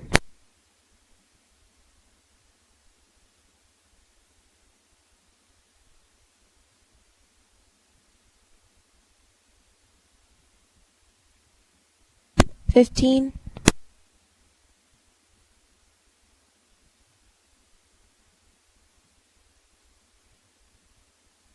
$5, 3, 2, 1, go. Watson Stadium live for Hobbs Eagle playoff football as Hobbs leading by 14 over Eldorado. First round of the playoffs, 16-2. Hobbs looking now, trying to get the defense back up here with a 3rd down and 8. Eldorado football at the 22. Frank will be in the shotgun with St. John. 2 receivers right and left for Eldorado. Eagles put 4 in the box, bring a man in motion right to left. Fake the handoff, back to pass Franco. 2-step drop, steps up in the pocket, scramble, 25, and he's brought down by the shirt from behind. And coming up with a big wrap-up and a drop to the floor that time for the Hobbs Eagles was Andre Alvarado. And big Andre Alvarado just got his paws out there on that jersey and said, "I'm taking you down right here, sir." He came up and did a little war hoop dance there at the end of that one, but it was still a positive gain 3 for Franco, but puts him in a bad situation. 4th and 5 now from the 25. They have not been very successful on dealing with this type of deal. And this is where I think if he's going to run the fake, it may be this time. They do got a man back in punt formation here. Waiting for the snap, and that will be Cortland Dickman. He's going to punt it from the 15. High one, end over end. Eagles trying to make a catch, and it's bobbled for a second at the 47. And that again is Hector Medina's boy. He's making some people bite their nails here at Watson Stadium. Yeah, he did have the mind to signal for the fair catch there. That was a very smart decision on that play. So they'll get it a great field position at the 47-yard line. Again, you don't know if that ball would have hit the turf, how many yards that would have rolled backwards. So he elected to keep good field position and make a chance at the catch, which he did. Yep. Eagles will love to get an insurance score here, Coach. I think the Eagles may have a trick play coming up their sleeve at some point here. Trips right, receiver left. Graham's going to roll left. Pitch around the left end, coming to the 50, 35, and going. And the fumble going to be unfortunate at the end of the play for Corbin Thompson. We're going to see if that goes back to Eldorado. He got about 8 yards on that one, and it looks like it's going back to the Golden Eagles. Yeah, and he had a good run right there on that play. He only had one man to beat and to go to the end zone. Just didn't hold on to the football as the other guy was trying to reach and grab at him. So first turnover for the Eagles on the fumble. There's been 2 turnovers for Eldorado, a fumble and an interception. And that's going to give Eldorado some good field position at the 46. But on their side of the 50-yard line, though. Yeah, I hadn't seen them really getting deep into our territory at all this game. First and 10 from the 46 for Eldorado. 2 receivers right, 1 left. And waiting for shotgun with the split formation backfield is Franco. High snap. Head off around the right into a spare. Heads out to the 50, 45. First down and tiptoes out of bounds. Gets exactly the yards he needed for the first. And what I'm realizing is happening when they're running that play, the times that they're getting the yardage, we're actually going inside out trying to get them from behind instead of trying to get to the outside of them and make them cut back. And they're only going to give him 9 on that one. It looked like he had the good angle at the stick to get across for the first down on that far sideline, but they're going to say short by a yard. So at the 45, a 2nd and 1. Eldorado breaks the huddle. 2 receivers go right, 1 to the left. Split formation backfield. In the middle of them is the quarterback, Franco. Slaps his hands together, handoff to the right tailback, cutting across to the left. He gets put down in the backfield. Don't even think he got back to the line of scrimmage that time. As a big wrap-up blow and some committee work there to help out with the wrap-up to finish it up. And I believe that's Hector Armendaris is the first guy on the nope, actually, let me correct that. That's Jordan Chisholm with the tackle for the Eagles. Yeah, Chisholm got in there pretty quick and put a nice little hit on St. John on that one. And it's going to force a 3rd and 1 situation. You know, do we bring the run blitz here? Oh, a yard gain. Good question on that one. Eldorado really not been affected at moving down into Hobbs Eagle territory so far. Receiver left to right and the slot right. Shotgun, Franco. Fakes a handoff back to pass, rolling right. He's got a chase. He's going to throw it. No, he's not going to throw it for the 50. He elects to take it himself, but I don't think he got the first down. No, he was out of bounds, a yard shy. I think he lost a yard. He came to the Eldorado side of the field, and Hobbs had an eagle over on that sideline to see if he was going to try to cut it up, and made him go out of bounds on that was Andre Alvarado for the Eagles, and a gain of nothing on the play, or maybe a loss of half a yard, it looks like, for the quarterback. Bring up a 4th and about 1.5, and I bet you they come back to that 2-back and where they run the sweep lead, but they're going to have a timeout here and talk it over. 45 seconds left here in the second. Hobbs up 16-2 over Eldorado. We'll take that half-minute break as you're listening live to Hobbs Eagle Football on Cool 95.7, YouTube, and HobbsAmerica.com. You're clear.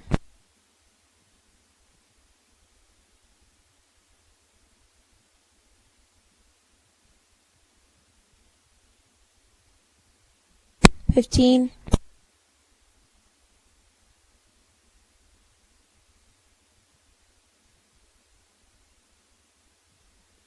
5, 3, 2, 1, go.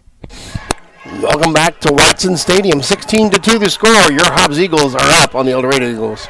Here's the voice of the Eagles, Ty Friend. 4th down and 2 for Eldorado at the Eagle 46-yard line. They need to get down to the 40. What they got that at? The 44. With a trips right, receiver left for Franco. Has St. John behind him in the backfield. Eagles going to put 4 in the front box. Shotgun, handoff, going with the St. John. They fall back, going straight ahead. The tailback, I should say, out to the 35 to the far right side. He'll get plenty for the first down.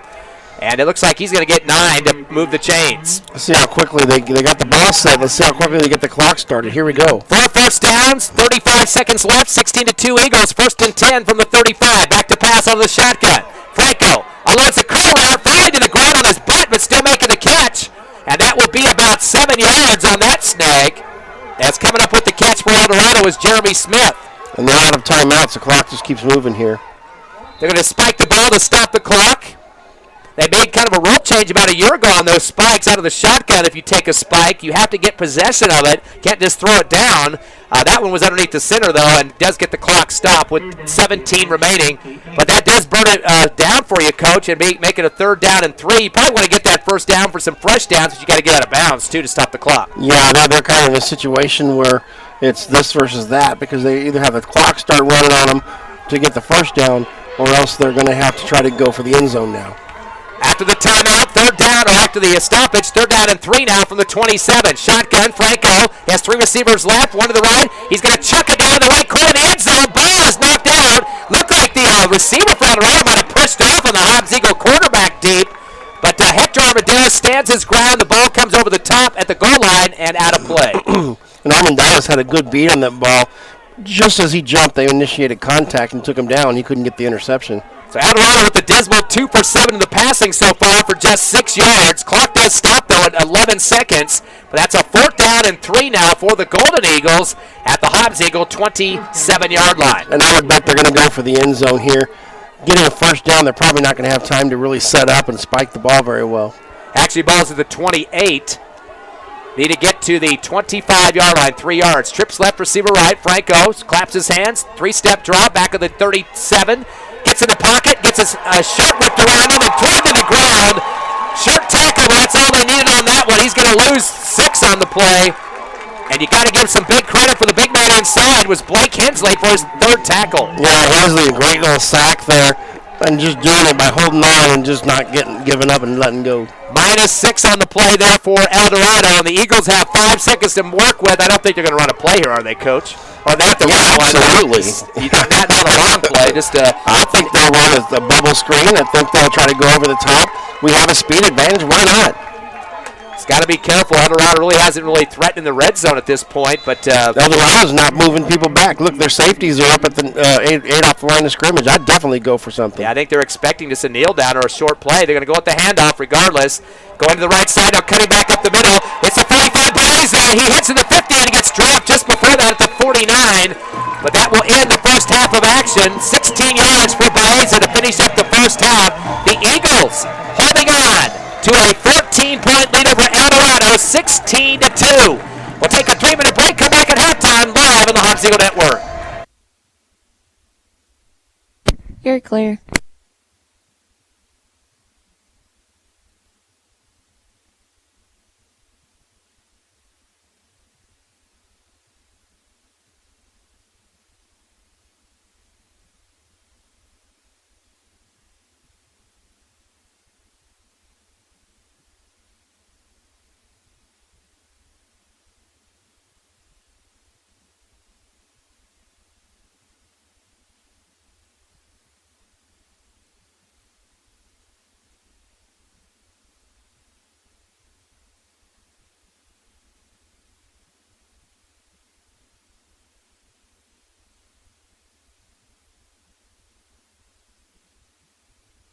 Two minutes.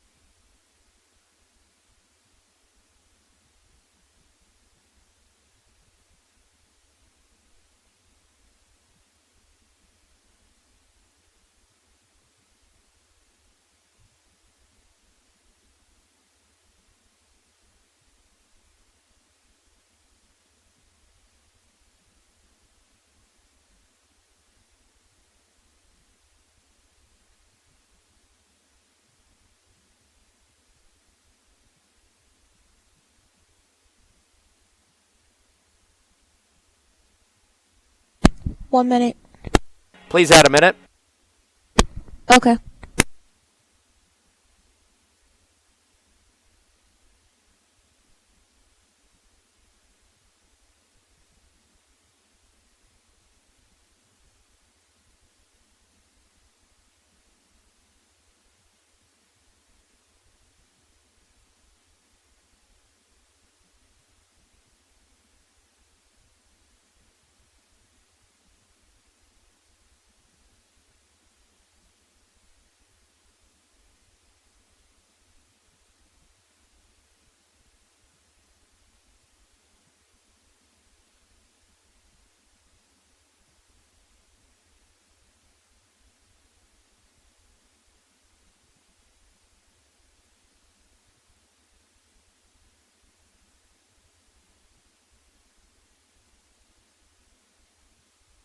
1 minute.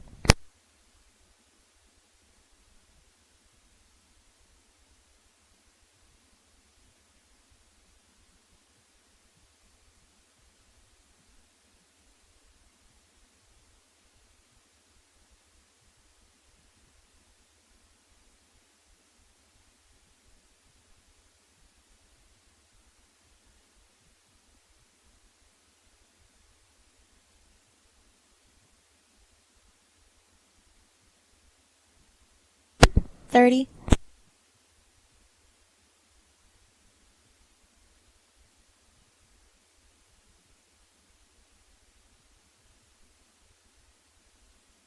$15.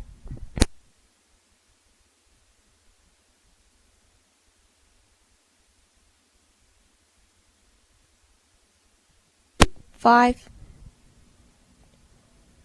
3, 2, 1, go. We're back at halftime here at Watson Stadium. The Hobbs Eagles with a 2-touchdown lead over Eldorado, 16-2 here in the first round of the 6A playoffs. Ty Friend, Coach Brian Coltrane with you. Before we get into the numbers, Coach, Hobbs taking advantage of some big plays in this game, especially Caden Trevino, a 24-yard pass for a touchdown, and then, of course, also a 52-yard pass play in the second quarter as well for another score. And, you look at that, and that's been really the key to the game, is that we have been able to go to that anytime we've wanted and actually go to that well and come up with some gold.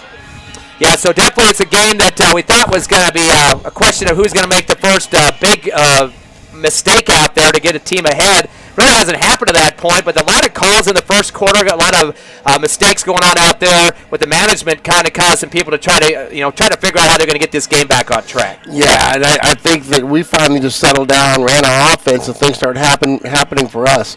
They settled down and ran their offense, but our defense was able to contain it. So at this point, I haven't seen anything from Eldorado that makes me think that they've got some sort of breakaway speed or something where they have to have the ability to get the big play.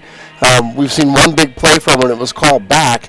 Other than that, a couple of 10-yarders here and there. They really haven't moved the ball well. Well, let's take a look at the numbers first for the visitors, the Eldorado Golden Eagles. Their top rusher, actually a tie, St. John out of the backfield, the running back, 12 for 45. He's got a long of 9, which was his last rush of the first half.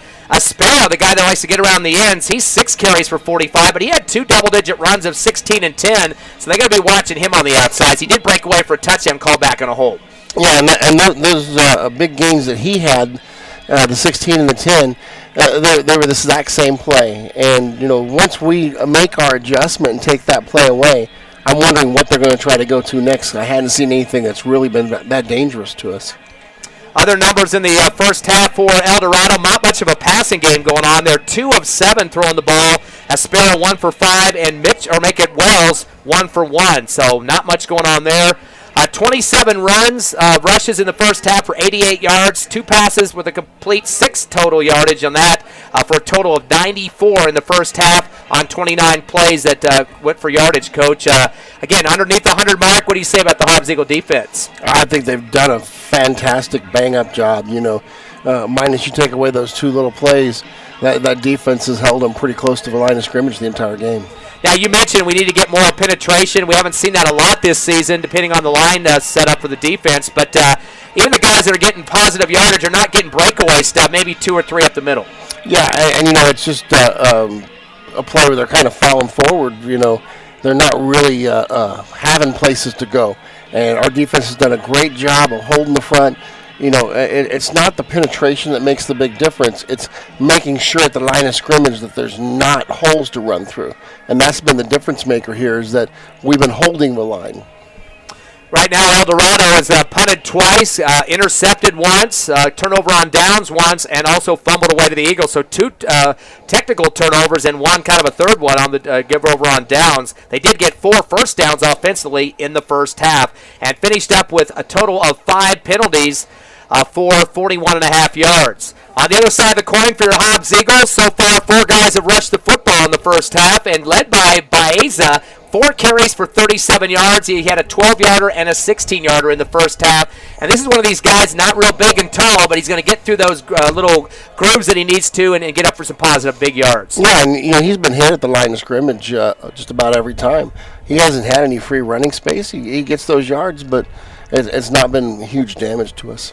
Corbin Thompson, 4 carries for 16 yards, has a long of 9 in the first half. So those are the 2 that have had positive yardage. Colton Graham really hasn't had a chance to really move out around the line of scrimmage in this game so far. Has been dropped in the backfield a couple of times, not his fault, but he does have good feet. He does get away from pressure the best he can, but really hasn't had an opportunity. I wonder if maybe you can start seeing him getting the ball to run up a little bit more. Well, I'd love to see that because I think they're starting to really kind of pick up on our little pattern, but that's the part of the pattern we haven't gone to. So that's our kind of surprise play. That's to go to the well when we need a critical third down if they force us into that situation. Normally we see Caden Trevino getting quite a few carries off that slot to reverse or whatever, but he had a carry for 10 yards in the first half. His second one was on was going to be one of those trick plays, a halfback pass, but he got buried in the backfield. Yeah, he came off the slot and looked like it was going to be the reverse, like he'd ran for 10 yards. He popped back to make the pass. He just didn't have any receivers that were actually en route looking for the ball. So Hobbs, 13 rushes, 48 yards in the first half at this point. And looking over on the passing side of the game at this time, Caden Trevino already 5 catches, 82 yards, a couple of touchdowns, 24 and 52 yards for him. Yeah, you think somebody's going to try to pay attention to where he's at in the second half? Yeah, I guarantee that. Number 14 is on the, I was going to say chalkboard, but whatever they're using, the marker board at this point, right? At this point, they're probably showing them video of everything. Baeza got a catch for 20 yards, so he definitely, and also was called back on an 88-yard pass reception as well, so he would have had a TD if the yellow handkerchief hadn't hit the field. Cerna had a catch for 2 yards, and also was the guy that you had the conversion there, the 2-point conversion in the first half. And Van Landingham, I forgot to put him down for one catch here, 1 catch for 6 yards. So if you take a look at the first half in terms of receptions, Hobbs with 7 catches for 86 yards. And total 158 in yardage in the first half on 20 plays. So some big numbers, 158 to 94. Look at almost 60 yards of difference there. And most importantly, when you look at the yards per catch, that is absolutely a beautiful number that we're averaging close to 10 yards per catch, because it's we're not taking the underneath stuff. We're actually able to throw over the top and deep. We talked about that at the end of the first quarter. I said, hey, that deep ball's there. That deep ball's there. And we've taken advantage of it several times. Eagles 8 of 14 in the passing game. They've had 6 penalties for 45 yards. That was kind of an issue there going for a little bit of that first half. Hobbs also has been turned over on downs twice, punted once, and fumbled away on one play, and recovered another fumble on a punt return they got lucky on. So got to take care of the football. 5 first downs in the first half, and I think that's important. You don't want to give the ball back to your opponent, especially with a 14-point lead. And once the game settled down, both teams actually settled in. There was a lot less penalties, and the game management did get better by the refereeing crew after that. I think they were discussing some plays, too, than the halftime break here. 14, or make it 16-2. Hobbs leading Eldorado. About 4.5 minutes left before we get this second half underway. You're listening to Hobbs Eagle Football live on Cool 95.7, HobbsAmerica.com, and YouTube. We'll come back in 3 minutes live here at Watson Stadium. You're clear.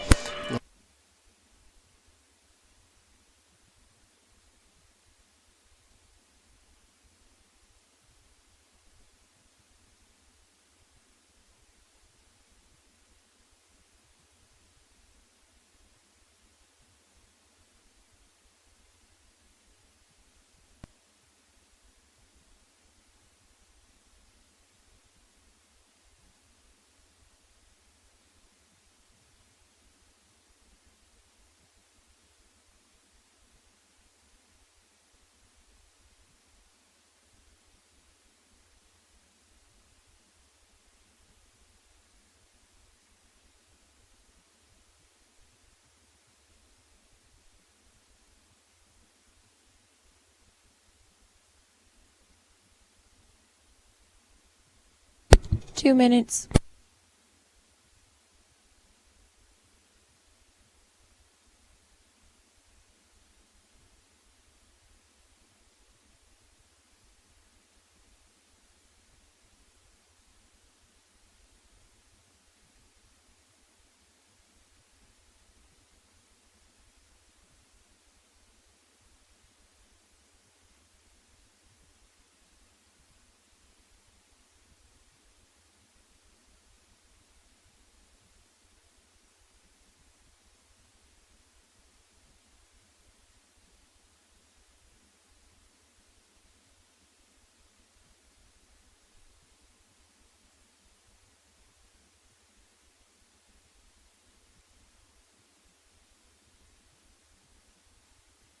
1 minute.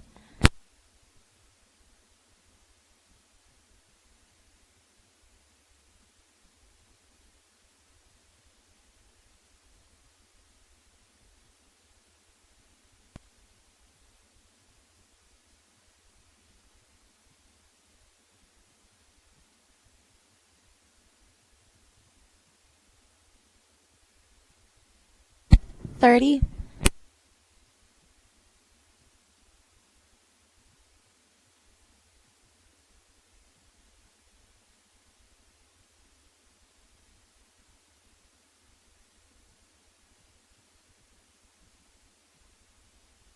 $10.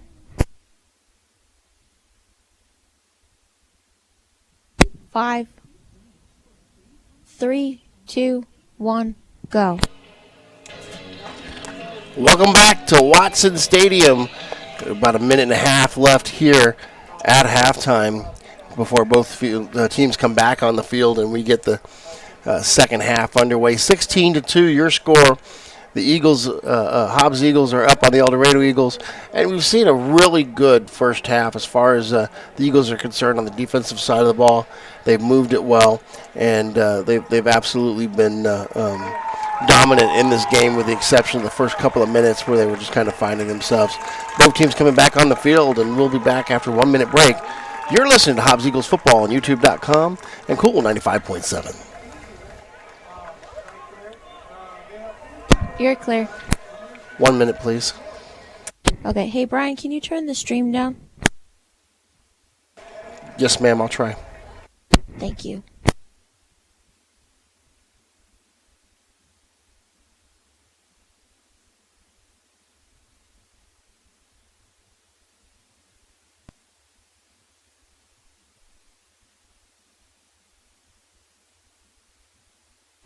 $30. Go ahead and add another minute, please. Okay.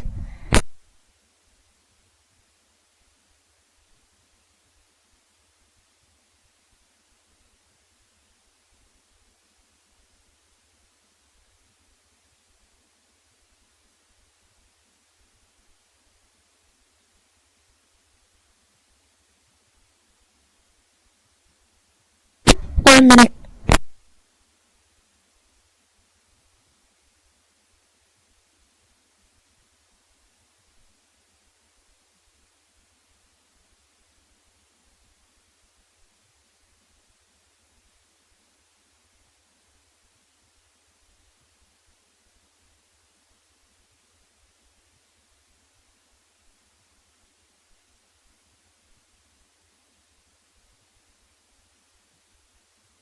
$30.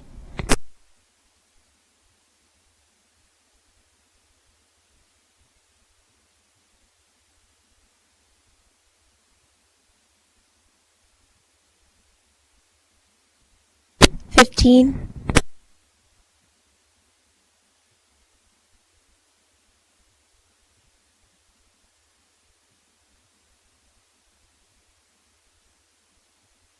$5. 3, 2, 1, go. Back live here at Watson Stadium, still at halftime as the teams are warming up. I guess they really don't have to warm up with the sun out here. And we had an emergency up in the crowd. We had some heat exhaustion. Looks like they're taken care of right now at Watson Stadium. As heat's kind of beaten down here.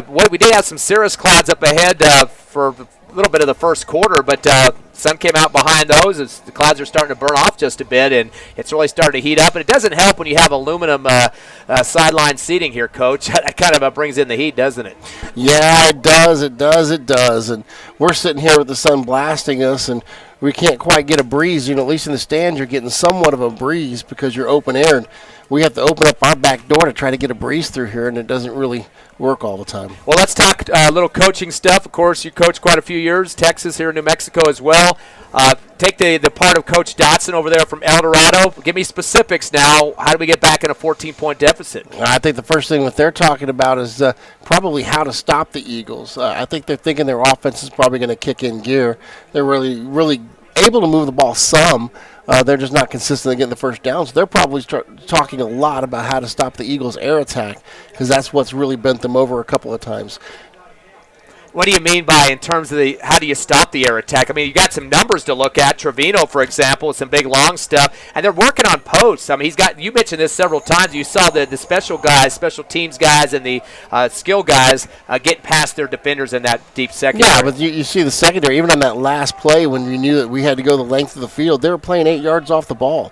Scoot them back, give them 12-13, start making us throw underneath. Coach Stevens with the Hobbs Eagles. Are you happy with the 14-point lead, or what do you need to worry about with Eldorado's second half? Well, you're a coach. You're never happy. That's just the way of the game. You want to always be better. You want to improve everything we do.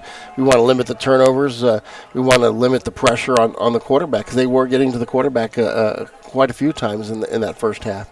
And, of course, we did see Aspera come in there, get some good outside running stuff, too, and broke away on one of those. Yeah, and that little outside sweep that they had that little lead, and they pulled a guard, so they kind of had a double lead going there. Advantage for Eldorado here in the third quarter as Eagles will be kicking off to them. Colton Graham getting ready to do that here momentarily, so they will have the first possession of this second half. They have one back deep at the 5-yard line. That's Alessandro Morrison. He's going to come towards his direction, and he's getting a little confusion with another teammate. Does make the catch across the 10, 15 up the middle, 20, 25, and has a couple of guys getting him at the last second there to pull him down at the 26-yard line. So started to get a good run back there, but the Eagles finally shut it down, and especially when you get to a guy coming at you like Aldo Argot. Yeah, they had the blocks. The seam was there, but once he hit the hole, he didn't seem to have any second gear to go to kind of get away from all those hands grabbing at him. They'll mark it at the 27-yard line here with the 1st and 10. Trying to get the markers set up here. Looks like they're down a worker on that sideline. They got a guy holding the stick and the marker, or the down marker, too. I don't know what's happening down there because they don't have a full staff, and now the chains are trying to get all taken care of. Yeah, they're trying to put the marker down to line it up. Franco gets the shotgun, handoff around the right end to St. John, beats through 2 defenders, 35 and down to the 37, already a first down run, and we just got barely started here in the second half. 11 yards for St. John, 13 carries for 56 overall. Yeah, and that's the same play they've run over and over and over again. That time he had quite a big seam.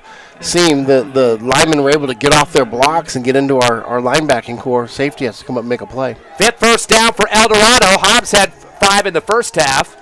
Trips left, receiver right. Franco back at shotgun. He has St. John behind him.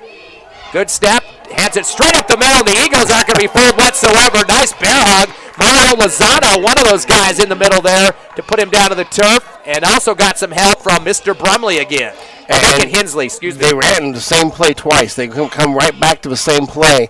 And they kind of made him the meat of an Eagle sandwich. Boy, they absolutely hit him from both sides. No gain on the play. 2nd down and 10 from the 38. Trips left again, receiver right.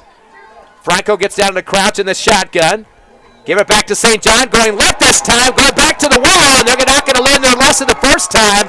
Second time either, 42 and 44, the two-man bookends getting in there that time, Singleton and Argot. And that play right there was a run blitz that came right through that gap, and it forces a 3rd and about 13 situation. Eagles coming out really strong defensively here in the second half. That's -3 for St. John. That's his only negative carry of this ballgame, put down in the backfield, back at the 35. 3rd and 13 for Eldorado, trailing the Eagles 16-2 with 10:18 remaining in the third.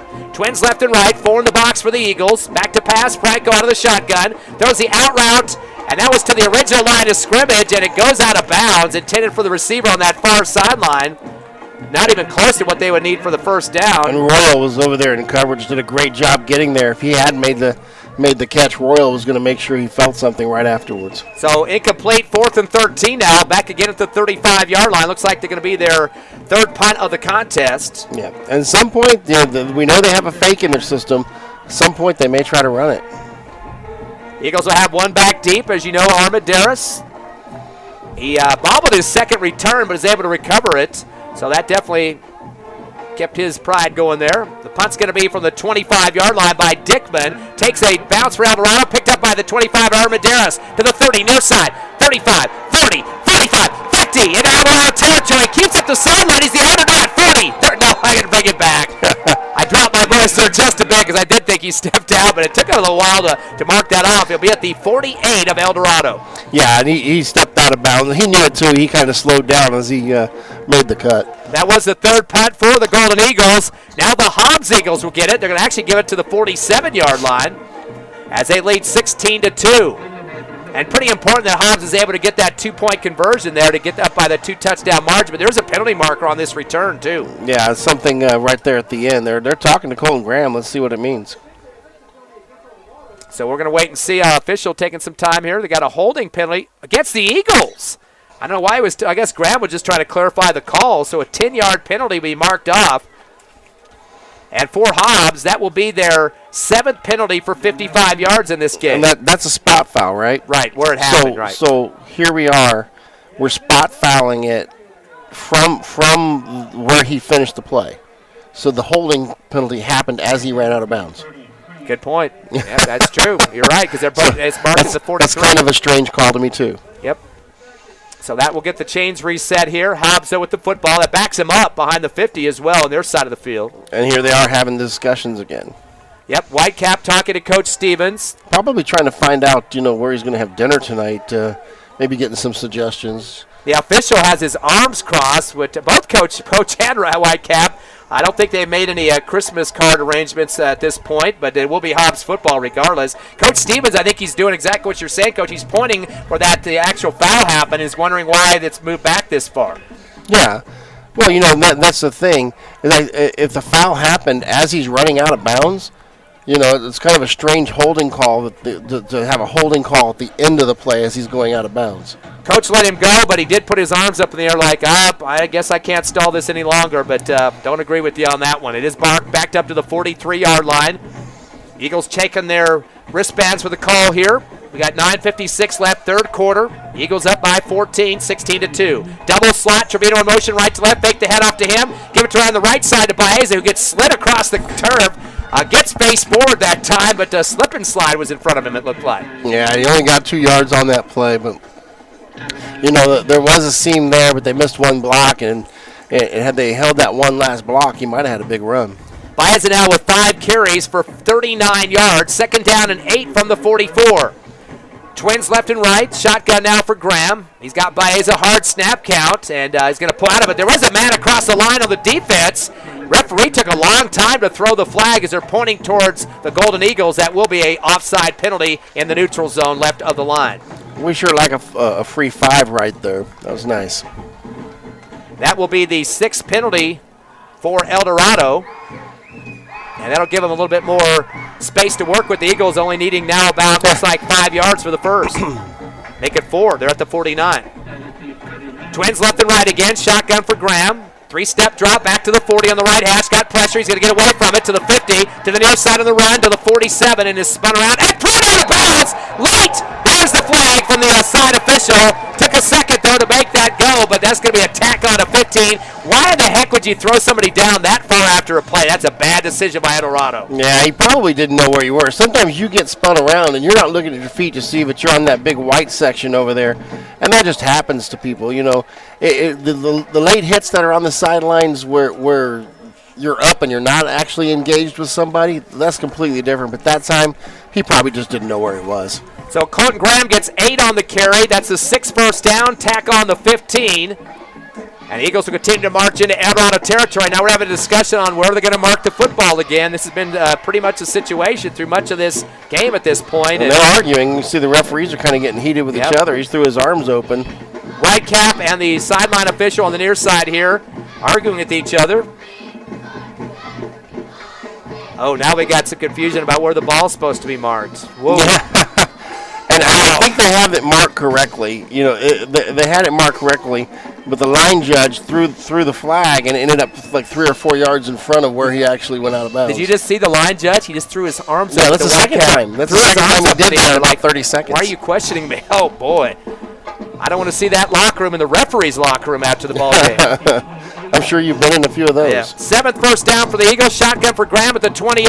Handoff on the right hash and straight up the middle there. And that's going to be Baeza. Baeza made something out of nothing on that play because they were all in his shorts right there at the line of scrimmage, and all he did was shuffle, and get us 3 yards.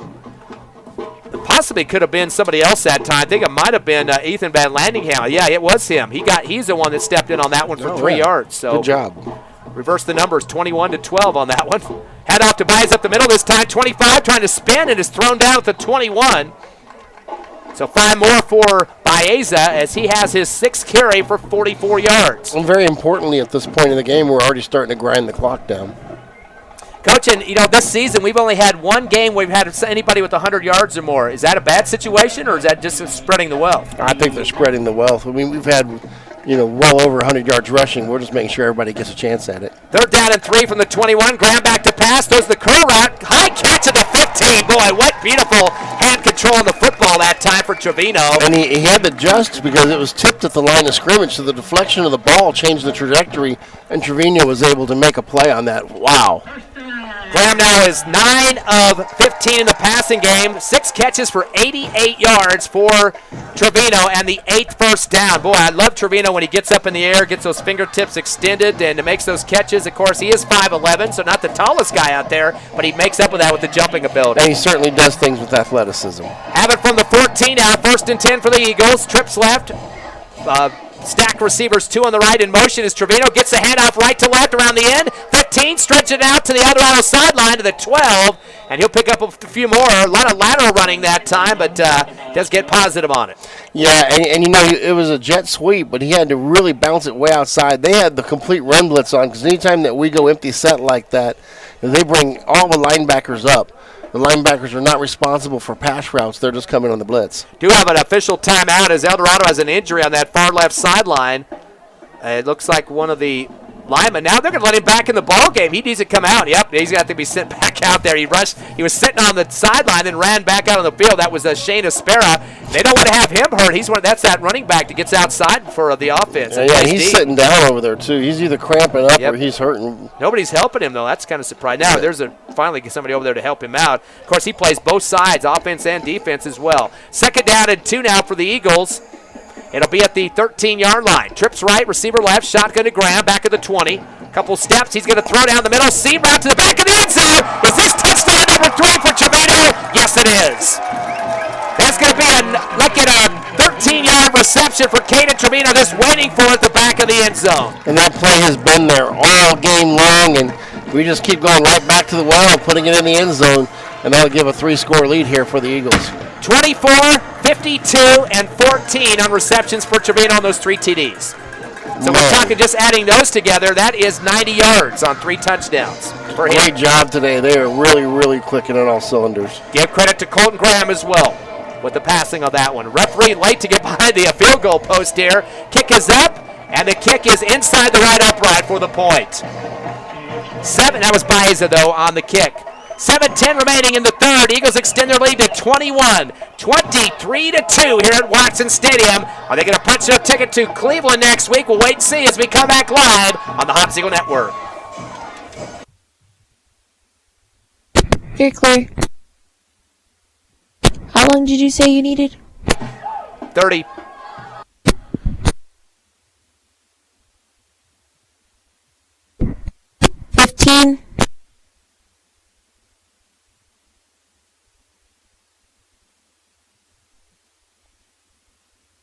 Five, 3, 2, 1, go. Welcome back. It's 23-2. Your Hobbs Eagles are beating Eldorado. 7:10 on the clock, and here's the voice of the Hobbs Eagles, Ty Friend. Coach, last week 3 touchdowns for Trevino. He's got 3 more here. Boy, this kid is getting big time here at the end of the season. Yeah. Well, I think he's been big time all year. I mean, it's not just end of the season, but he's just showing that in the playoffs he's going to be a go-to guy. He really elevated his game. 7 catches for 102 yards in this contest so far for Trevino, and those 3 touchdowns, and again, that's the only scoring the Eagles have had, although Eldorado started the game with that safety, and things were kind of looking nervous down there for Hobbs that first quarter, but they came back hard. First 2 or 3 series, you could tell that we were nervous. We had the jitters. We had to settle down. Once we've settled down, we show that we can move the ball, and the defense has just been stellar. Of course, Cleveland is waiting for the winner of this game with a bye this week. One of 4 teams that picked up a freebie week for an extra practice situation. Get a chance to watch this game as well. Colton Graham going to kick off from the 40-yard line. As we get underway back here in the 3rd quarter, Hobbs up by 21. Here comes the kick, end over end to the near sideline. Going to bounce at the 20, rolls right into the Eldorado return man at the 15, and he tries to zigzag a little bit. That's Alessandro Morrison, but Eagles aren't going to bite on the zig and the zag. As taking him down hard was Jordan Chisholm. Yeah, and that was a really good job of coverage right there. I mean, they're going to start at the 17-yard line. Didn't even get to the 20. That's a good job there by the Hobbs Eagles return team. Morrison had some words for the referee, the return man for Eldorado after that play, and he wasn't too happy, so not sure what he was griping about there. But Eldorado football, as they'll have it at the 17-yard line, trailing by 3 touchdowns at this point here in the third quarter. 2 receivers head right for Eldorado, 1 to the left, and Franco in the backfield along with his backer St. John behind him. Slaps his hands once, gives to St. John angling right, gets across the line, tries to dive forward. Mike got a forward progress yard on the play, but closing up that gap there for the Eagles, Gavin Brumley. And here's the thing. You can run that play a lot, and you can get your 2 or 3 yards, and you can just burn all this time off the clock, but you're not going to get yourself back in the game doing that. St. John, though, is pretty much the workhorse for this team, now with 16 carries and 55 yards on the ground. 2nd down and 8 from the 19-yard line for Eldorado. They were tied for 2nd in the district this year. 3-1 record with Sandia. La Cueva was undefeated, of course, number 3 seed in the tournament, or the playoffs. Man in motion left to right. Back to pass is Franco with a 3-step drop. Steps up in the pocket. Ball back in his hands from behind. Big pile up on top of the football. It appears the Eagles have recovered it. And I'm trying to check out who had a piece of the football. Coming up with it for Hobbs, though, on the recovery, for sure, was Andre Alvarado. And Alvarado was also the one who forced the fumble. So, yeah. I thought he got a piece of the arm there and ripped. He actually grabbed the wrist and pulled back on Franco. And then as he went down, trying to take him down with one arm, he reached forward with the other arm and snagged it in. 2nd fumble recovery for the Hobbs Eagles in this one. Look at the great field position. A chance to tack on another score here, up by 21 at this point. So 2 fumbles, 1 interception, 3 turnovers for Eldorado. They've also given up on downs once and 3 punts, so Hobbs all over them defensively. Eagles will go with the shotgun, twins right and left from the 15. Give the ball to Baeza, skipping through the line, and continues to run with guys on his back as he'll pick up, looks like 6 or 7 on that one. Yep, we're just going to grind it at this point. I mean, we may go back to the throw when we want a big play, but we're going to certainly start running the clock. Let me correct that. That's Corbin Thompson that gets 7 on that one. So Thompson picking up his 5th carry for 23 total. 2nd down and 3 for the Hobbs at the 8-yard line of Eldorado in the red zone. Split formation backfield, receivers left and right. Fake the handoff, back to pass. Down the middle of the field and through the hands of the intended receiver in the end zone off the slant route. That was Evan Ortega midway through the end zone, and kind of a too hot to handle throw there. Yeah, Ortega had about a 2-step lead on the defender who was trailing him, but he had to thread the needle because the safety was coming over in coverage. Graham did the best he could, but it was a little bit behind him and Ortega couldn't handle. So incomplete on that one. Brings up a 3rd down and 3. They can get the 1st down at the 7-yard line. Wait for that shotgun is Graham. Fakes to one, gives to the other. That's coming up the middle is Baeza, and just kind of flopped his body out there. But I think he's going to be short by about a knee. So they're going to give him 2.5 on that one. Brings up a 3rd and very short. Yeah, 3rd and fall forward, you've got it. At this point, we need about 6 inches. I wouldn't even really line up on the line here. I'd hurry up and get the snap. But they're looking back towards Coach Stevens for the play call, but to get him off balance. Yeah, we're trying to run the clock at this point. We've got him deep in the territory. You're going to get 4 downs extra, though, after the 1st down regardless, though. Eagles pull out of the play and look over to the sideline. Looks like they're not changing much now. Twins left, make it twins right, receiver left. Give to Baeza again up the gut. He's going to drag some people and gets the 1st down. Had a couple of guys around his waist that time. Looks like a 2-yard pickup for Baeza to move the chains. And now has a total of 8 carries for 48 yards. That's the 9th 1st down for the Eagles. And once they got the ball set, the clock starts rolling again. 4:50 left here in the 3rd. Hobbs up by 21, 23-2 over Eldorado. Split formation back again. 1 receiver left and right. Going to give the handoff around to Baeza left side. Tries to stretch it out, then cut it back towards the goal line. Getting close. They're going to say he went down about the 1. So 3 yards again for Baeza. Baeza was actually hit in the backfield, but his little second effort was able to get back to the line of scrimmage and maybe a little bit more. 2nd down and goal now from the 1-yard line. They get a switch at the Corbin Thompson coming out, and a lineman checking in for the Eagles. Hobbs getting himself reset. No huddle on this one. Twins right, receiver left, and a slot man on the left side. Getting ready for that snap on the shotgun. Give it back to Baeza right up the middle for the touchdown. So Baeza gets in for the first time in this ball game. He had 3 touchdowns last week against Carlsbad and gets another 6 points here. Yeah, what they did was bring in a lineman off the bench. And Lyman come in order to help block. And boy, that Lyman is so happy that he got to play fullback and block from the backfield. He's jumping up and down on the sidelines. So Baez is saying he's tired of seeing Trevino getting all the scoring. He picks up one himself as we await the PAT. They do a fake, rolling left for the Eagles, looking to throw. It's Ethan Van Landingham, comes back to the right, gets the ball back out of his hands. It's loose, and if this was high school or professional or college or professional, that could have been run back the other way. It's finally recovered by Eldorado on the near sideline. Boy, Ethan Van Landingham went far to the left sideline and came all the way back, and he ended up paying the price from behind on that one. Yeah, he did. That was ill-fated right there. Certainly wasn't any place that he could go. 4:02 left here in the third. Hobbs up 29-2 after the non-converted 2-point conversion. We'll come back in 30 seconds.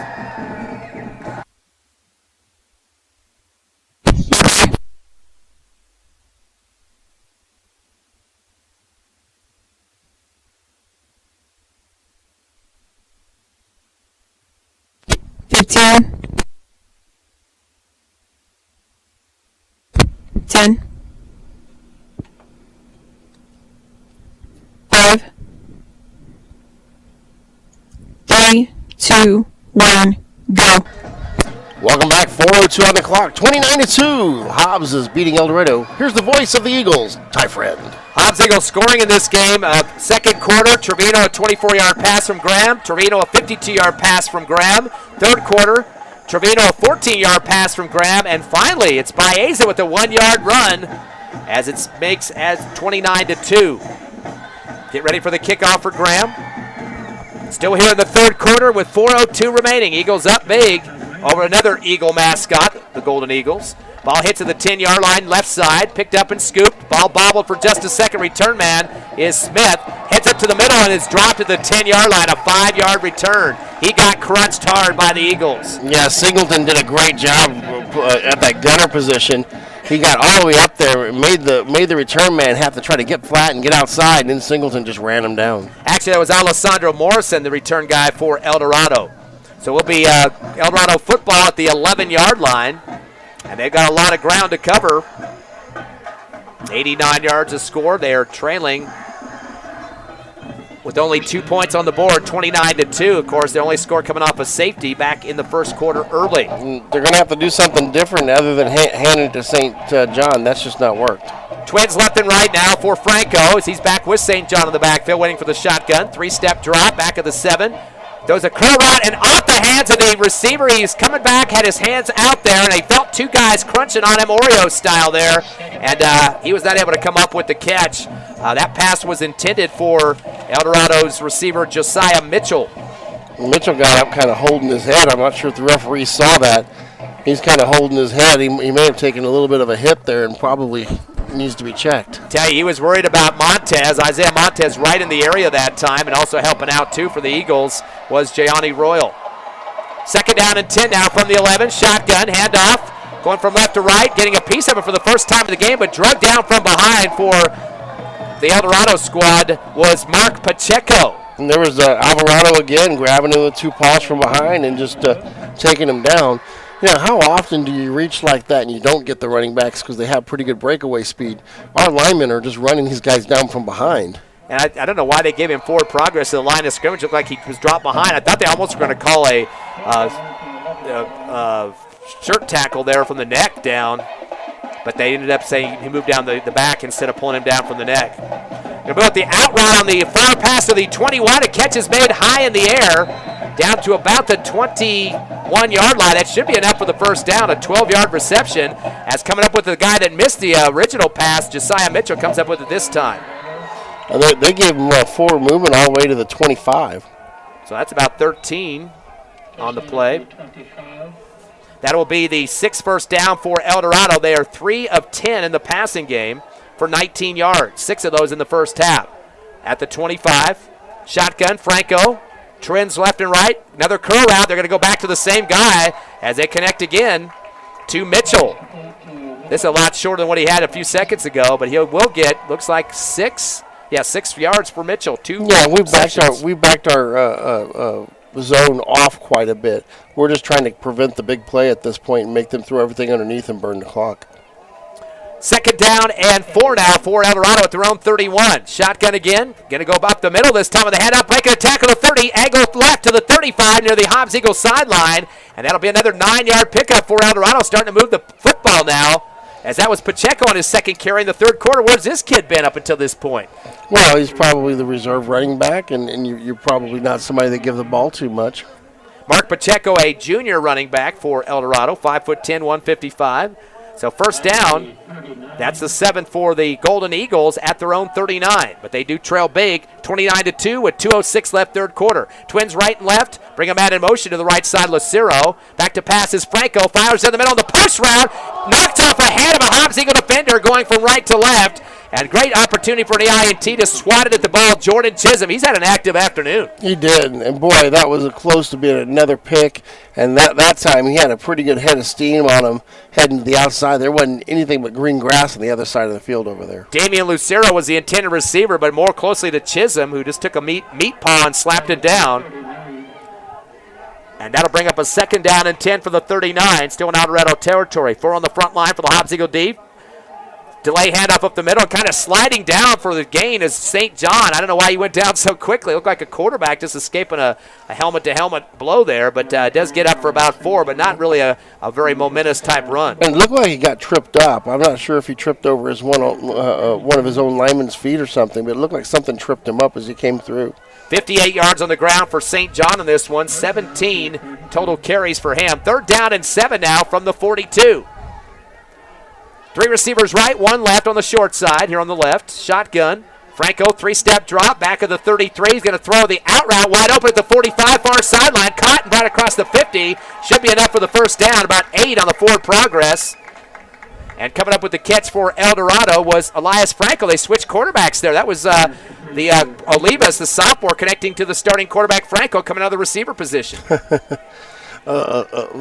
been doing it the whole season, so I can't really call it trickery, but that's the way to personnel people sometimes. Sometimes you can get them into a mistake that way. Thankfully, Gavin Brumley wrapped him up to stop him, although he did get the 1st down.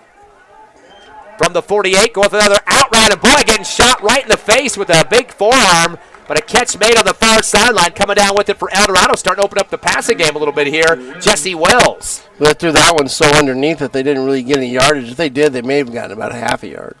Yeah, they'll give him 1 for Wells. That's his 2nd catch for 2 total. He had a 1-yard catch earlier in the first half. Consistency is a virtue.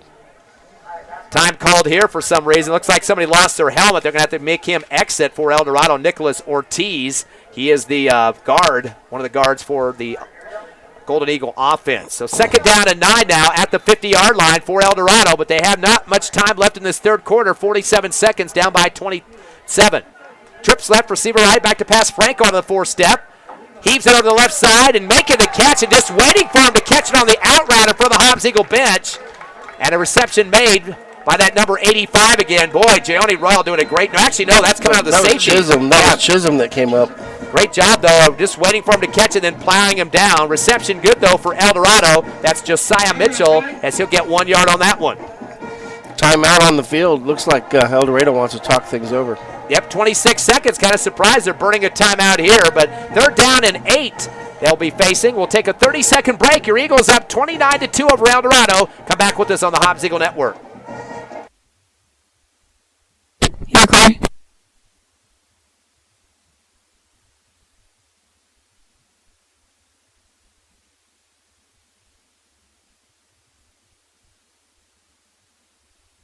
$15, 10, 5, 3, 2, 1, go. Welcome back to Watson Field. 29-2, your score. Your Hobbs Eagles are up on Eldorado. Here's Ty Fred. Golden Eagles call timeout their coach. A 3rd down and 8 at the Hobbs Eagle 49. Have haven't seen a lot of momentum for the Golden Eagles, although this last drive they've been converting some passes, and especially looking out for that Mitchell kid. He's been coming out with a couple big ones here. Not big ones, but short yardage. He's kind of been their go-to here as they've started moving the ball a little bit, but a lot of times coming off that clock. 3rd down and 8 from the 49-yard line. We've got 26 seconds left here in the third. And again, that 27-point cushion for your Hobbs Eagles. Remember, the Golden Eagles from Eldorado came in with a 7-3 record. Hobbs at 5-5. And, of course, Eldorado in a tough district with La Cueva and Sandia at the top of the board there. Both those teams in the playoffs. Of course, La Cueva with one of the top buys, being in the top 4 seeds. Now, we got a delay here as the officials going to have a discussion at the line of scrimmage. They were discussing Coach Stevens something. Wait a second. The white cap was on the – he was over talking to Coach Stevens. He was on the defensive side of the football that time. 3rd down and 7. Make it 8 for Eldorado. Bring a man in motion left to right. That's Lucero. Back to pass Franco. He'll step up in the pocket, throw it to the screen man. It's intercepted at the 50 for the Eagles. 30, 30, 25, 20, 15, 10, 5, and that is your touchdown for the Eagles defense. Hector Armendariz rambling in from about 52 yards on the INT pick 6. And he read that play the whole way. They tried to bring the back out of the backfield on a little flare, and it's something we hadn't seen from him the whole game. They tried to run that flare, and he just threw it right into the hands of Armendariz, and he was off to the races. So about 52 yards, depending on where they actually got a mark on that one. And that guy that was in motion was the one that was supposed to be looking back to the football on the far sideline as he went in motion that direction towards the Eldorado bench. And he took the other safety deep, and then they brought the running back from the backfield in there, and they tried to throw it to him on a flare. And he wasn't even looking back for it. He was just looking up the hash and going up the field. So Eagles going to tack on one here, hopefully, as they lead by 33. And we're not yet to mercy roll. We're getting close, though. Unless they go for 2 here. Baiza gets a kick up, and it is good. 35 seconds remaining here in the third quarter. 36-2. 1 point away from mercy roll clock. We're back in 30 on the Hobbs Eagle Network.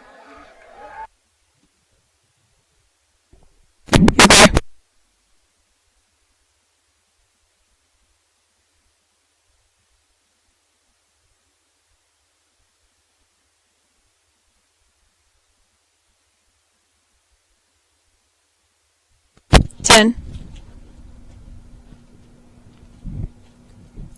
5. 3, 2, 1, go. Welcome back. 36-2, your score. Hobbs is dominating Eldorado. Here's Ty Friend. Well, 1 interception, a couple of fumbles for Eldorado, 3 turnovers to the Hobbs Eagles. They punted 3 times, turnover on downs once. That means a total domination by your Hobbs Eagle D today, Coach. They have been just absolutely amazing, done a great job. And there's 2 points on the board, but they're not responsible for that, too. Armendariz, a 52-yard interception return for a touchdown, the pick 6. Brings him up to a 34-point margin at this time of the game. And, of course, 35 is the mercy roll. But that has not run out the third quarter clock yet, unfortunately, as we're getting this ball reset for Colton Graham to kick off for the umpteenth time in this game here at Watson Stadium. And, Coach, that sun is starting to be a big issue here. It's really blaring down here on the stadium. Oh, yeah, absolutely. Everybody's got their umbrellas out. It's been a pretty festive environment. They got the beach ball out. Why not? Have some fun. Here comes the kick from Graham. He'll keep a long one here. It looks like it might be able to be fielded, but it'll bounce at the 2 and roll into the end zone. No chance for a return by Alessandro Morrison on that far right sideline. So it'll be an automatic touchback. Eldorado will take over at their own 20-yard line. And I love seeing Graham doing all the kickoff duties like this. He has done a absolutely stand-up job since taking it over. Yeah, not a lot of good field position here for Eldorado throughout this game, and they've had a lot of opportunities to return balls if the ball would be in there a chance for it to be returned, because they've been hitting into that end zone quite a few times. So 1st and 10 from the 20 for the squad from Albuquerque. Again, they have defeated Hobbs in 2 playoff games previous to this, 2-15 and 2-18. So Hobbs definitely want to return the favor here. One of those games was here at Watson back in 2018. And bring a man in motion left to right, give it to the tailback up the middle, and that's the guy that we've seen the last few series. Pacheco tries to power ahead. And Pacheco looks like he has a bit more speed than St. John, but doesn't have the size that St. John possesses. A couple guys somersault off the pile for Eldorado. We'll see how many yards they can give him on the forward progress. Looks like 2 for Pacheco. He's got 3 carries for 11 yards, all coming here in the second half. And that should run out. No, they're going to go hurry up offense. They have 10 seconds. They're going to go ahead and play it. Twins left and right. Second down and 8 from the 22. Shotgun to Franco. Flat foots a pass over the left side. Catch is made on the curl route for Lucero, and he drops down quickly at the 22. No gain on the play. Great coverage by the Hobbs Eagles out there. That's coming over to make the wrap-up for Hobbs was Isaiah Montez. So that will end the third quarter finally as the Hobbs Eagles leading big over Eldorado here in the first round of the 6A state playoffs, 36-2. We're back in 60 seconds on Cool 95.7, YouTube, and HobbsAmerica.com. You're clear.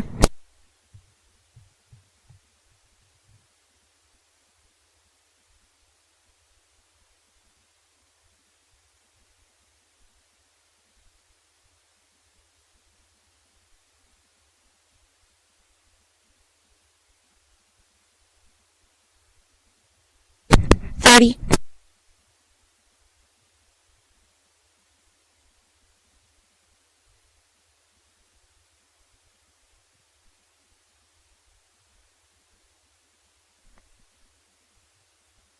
Ten. 5. 3, 2, 1, go. It's fourth quarter time. Hobbs leads 36-2, and here's Ty Friend. Winner of this first round playoff game playing Cleveland next Saturday. We will have that game live here. We're already penciling the Hobbs Eagles, of course. We'll get you more information as the week progresses, but the Eagles will be playing number 1 Cleveland. Of course, they won their last regular season game against Rio Rancho, the arch rival from the same town, of course. That put Rio Rancho at number 2. They got a bye as well, so 2 teams from the same district, or same town, I should say, punching their ticket. We got a delay here to get this fourth quarter started. The referees are having a confab on that far sideline in front of the Eldorado bench. Was it 2nd and 2? That's what I thought. Yep. I thought it was like, yeah. Ball's in the wrong spot. Yep. Wait a second. They're backing it up, and Yeah, it should have been. You know, they only got 3 yards on the first carry. wow. That the guy keeps moving back and forth down the line there. This is just a the down marker guy that's actually spotting where the ball's supposed to be went back about 7 yards, and they moved him up. Now the officials are going to go over there and reset it again. Oh my! That's one thing is that referee crew. You got to make sure where the ball is. You talk to your partners out there. 32 now they yard moved line. the sticks. The sticks got moved again. Boy. So now it's the 2nd and 6 that I said should have happened. All the Hobbs coaching staff shaking their heads here on this sideline. They're having their defense out there. Just wow. 2nd down and 7 for Eldorado at the 24-yard line of their own. Twins left and right. Franco in the shotgun. Claps his hands once. Low snap. 3-step drop back to the 15. Fires a high out route. And boy, what great grab. No, he gets knocked out from behind. Beautiful helmet in the back that time for the Hobbs Eagles. And getting a shot was Isaiah Montez. Boy, stretching up high in the air. Thought he was going to come down with it, but a nice butcher job there by Montez. Yeah. Good attempt, though. And Royal got up over the top. He's the one that knocked the ball out. He came in late. Montez got the initial hit, and then Royal come in and cleaned it up. Mark Pacheco did whatever he could to get up there, and he had his fingers as high in the air as he could go, but unfortunately could not come down. And Pacheco replaced Eldorado. the other back, the one that had the big gains in the first half. He went down. He was cramping, remember? And that's when Pacheco came in. 9 of 20 now, Eldorado in the passing game. They appear to be in a punt formation. We'll see if they do go with it. A bad snap low. Looked like his knee would have gone down on that one. They didn't call him down on that. Catch is made. A fair catch at the 41 for the Eagles, and I think his knee went down back there. Coming up with the catch, though, for Hobbs with no return. Hector Armendariz, nice job of just stepping up on that left hash. Yeah. But that would have been a nice gift for the Eagles back about the, 18, 19-yard line. That would have been their football if that knee would have been down. Yeah, I was pretty sure you're right on that one. His knee was down as he picked up the ball and then got up and started running to kick it. I don't even actually know the ball. I don't know if it actually hit the ground. He has his hands pretty close to the turf there, and it looked like he had his fingertips on it. It might have touched the ground as he pushed down on it, but it did look like that knee touched. But Hobbs will take it wherever they can get it at the 42. Would like to put this in a mercy roll clock at the 42-yard line on their side of the field. Twins left and right. Shotgun for Colton Graham. Bring a man in motion. Fake the handoff to him. Give it up the middle instead to Baeza, trying to spin around, but he's going to be brought down. Maybe some forward progress. Half a yard or a yard, possibly. Looks like the line judge on the far sideline is going to go and grant him that one. Yeah, and nice little running play here to start the fourth quarter for us on offense. We're just trying to get that clock moving, and that's what they did.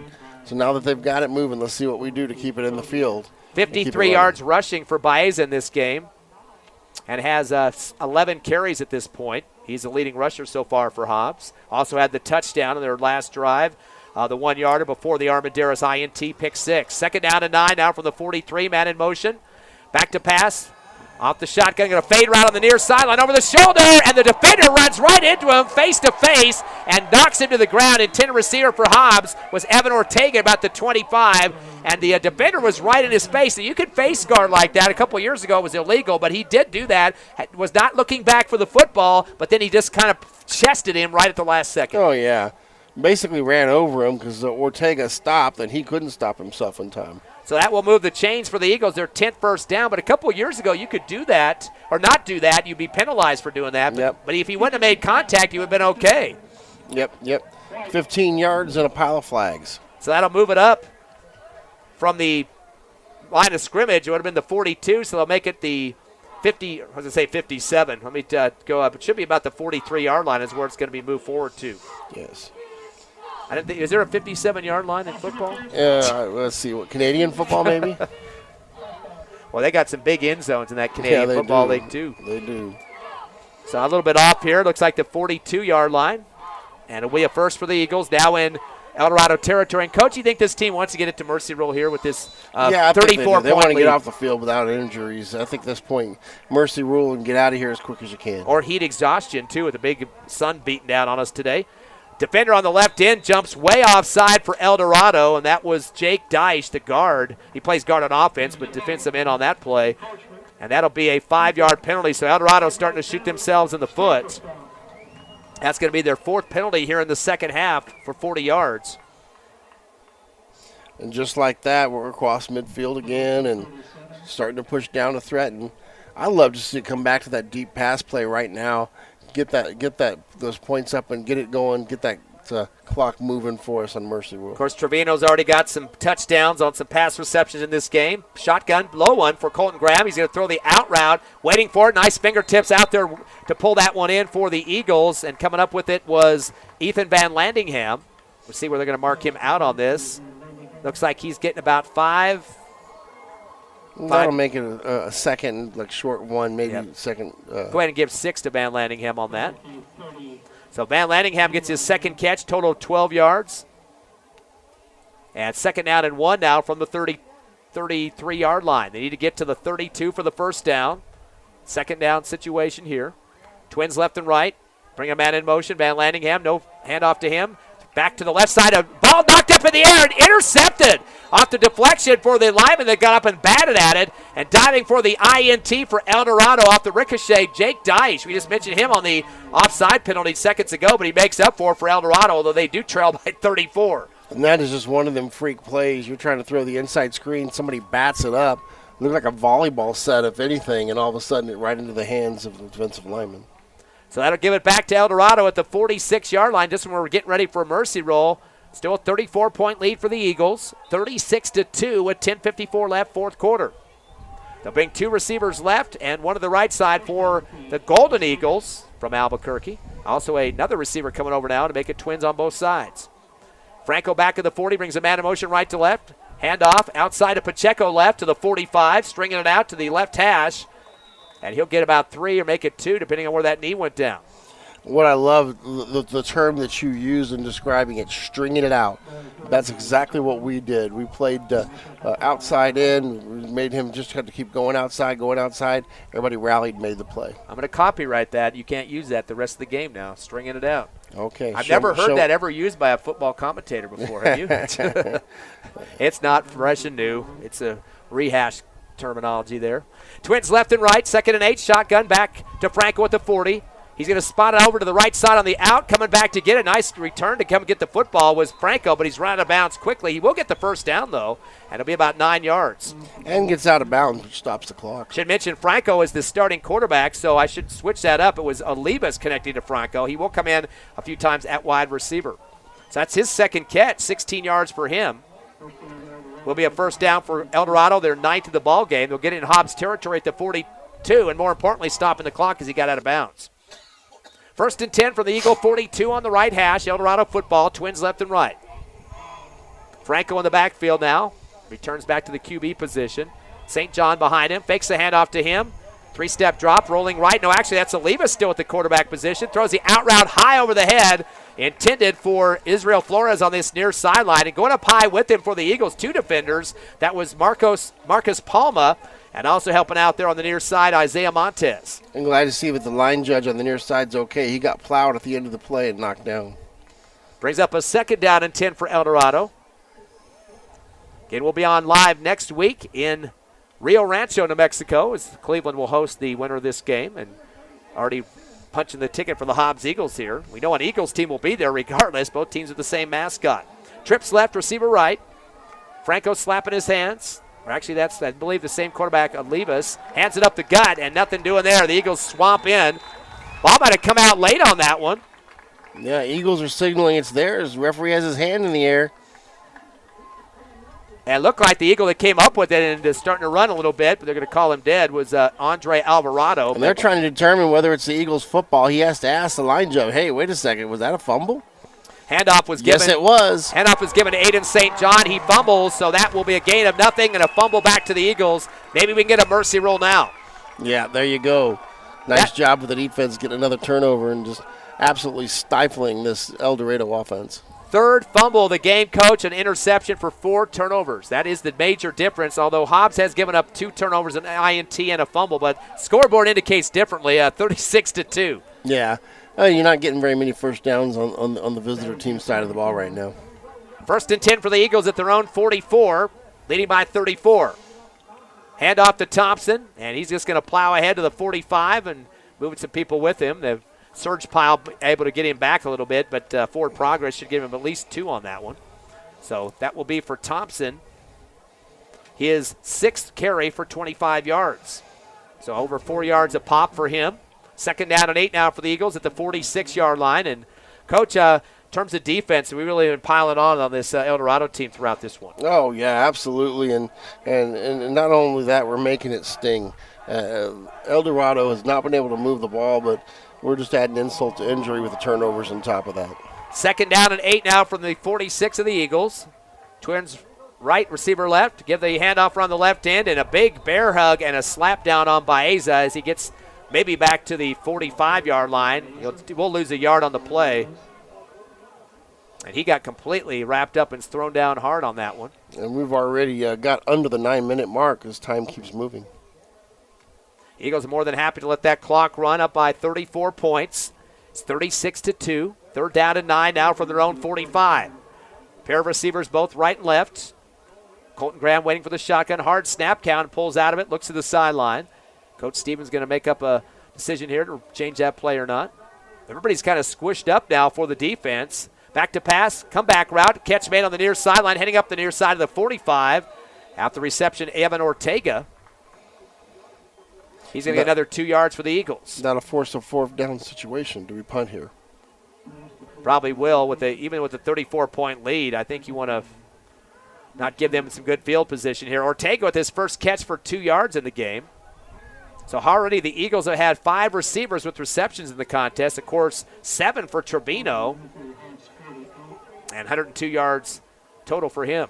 And 3 touchdowns. 4th down and 6 for Hobbs at their own 48. Look like they will punt. Cerna back for the Eagles at the 35-yard line. Bring him out in motion right to left. That's going to be Armendariz. The punt will be away from the 38. Had to get rid of it quickly, end over end, but it's going to go high up in the air and bounce against the Eagles back to the 45. So it actually is a net loss of 3 on the play. Luckily recovered by Hobbs at that point, as the man to step up high in the air to get that was Ethan Van Landingham, but that's good field position. They should have gone for it. He caught that ball, or he realized that the punt was short, and he backed up to actually make sure the ball landed in front of him, and that he was able to down it.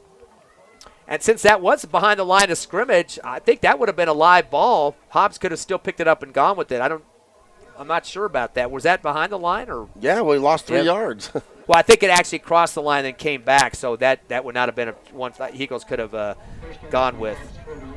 1st and 10 now for Eldorado at the Eagle 49-yard line. Trends left and right, shotgun back to Franco. Pump fake, no, that's Olivas. He's going to let it go with over the shoulder down the far sideline. A nice spiral, but overthrows his receiver at the 18-yard line, incomplete.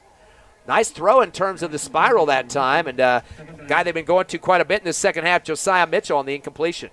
And had that been in bounds, I think Hector Armendaris was ready to take somebody's helmet off. He was bearing down on that receiver over there, ready to put the hit on. So Coach Dotson has pretty much gone ahead to put Belivas, a sophomore, into this quarterback role for the fourth quarter, and using his starter, Elias Franco, at the receiver. May have a little bit of speed out there for him. 2nd down and 10 from the 49 of the Eagles. Eldorado football. One of the referees blowing his whistle 4 or 5 times there. Not sure what the problem was on that. Making sure it functions. I think they had the ball. Nope, they had the ball back a yard too far. They had to move it up. That was the far line judge there blowing his whistle hard to get the attention of the umpire. 2nd down and 10 now from the 48-yard line. Shotgun. Rolling right is Oliva. Stops and throws. A curl route caught at the 45 and going down quickly after a gain of 3. Nice snag, but Eagles wrap him up hard. Elias Franco, the quarterback, turned receiver. And Chisholm did a great job in coverage, limited it to 2 yards, 3 yards. Franco now with 3 catches for 18. Usually the starting quarterback, also playing some receiver here in this one. 3rd down and 7 now for Eldorado at the Eagle 45. But the clock not in their favor, and they're not really urging to get up to the line. 7 minutes and ticking here in the 4th quarter. Eagles on that 34-point lead. 1 away from mercy rule, but Eldorado trying to get it a little bit narrower than that. Shotgun to Franco, make it Olivas. Backpedals 3 yards, just tosses it over to the near sideline. He was avoiding the sack, and boy, he had a big man coming at him that time. That was Blake Hensley, all 6'4" of him, bearing down on the quarterback, the backup, the sophomore. And that was supposed to be a screen play, but it didn't look like it developed. The linemen that were supposed to come over there, only one seemed to make it in the area, and there's a lot more black jerseys in that area than there were white. So Eldorado facing a 4th down and 7, Coach. In Hobbs territory at the 45, why not go for it?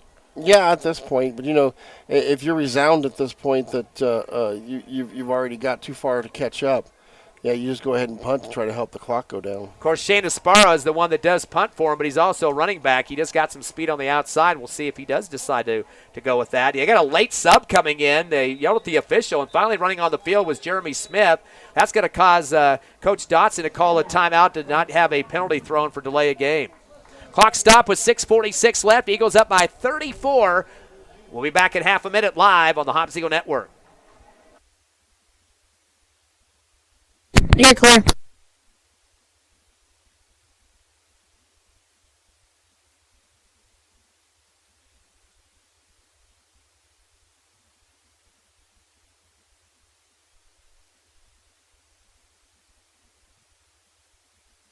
Ten.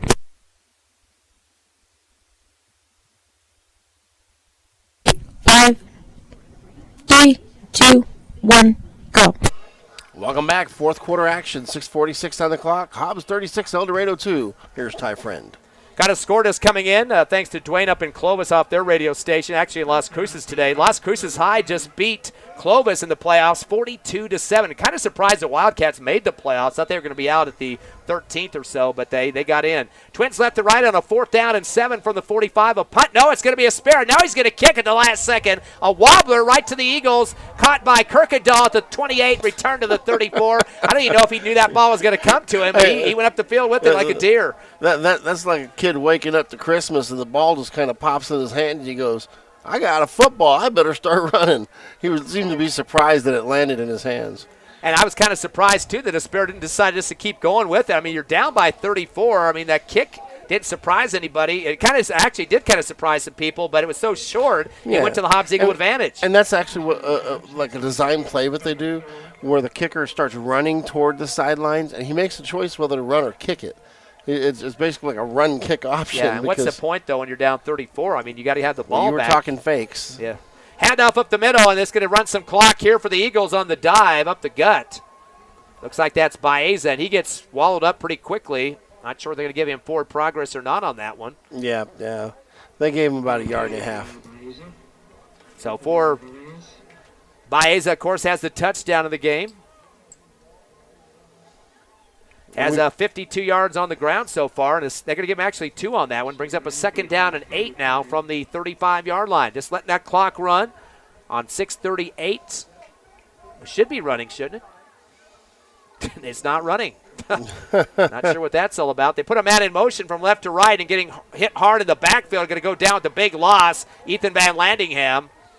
That play did not get going from the start. Van Landingham was trying to carry a lineman on his back, but the second guy came and cleaned it up, and he looks a little bit shaken up on the play.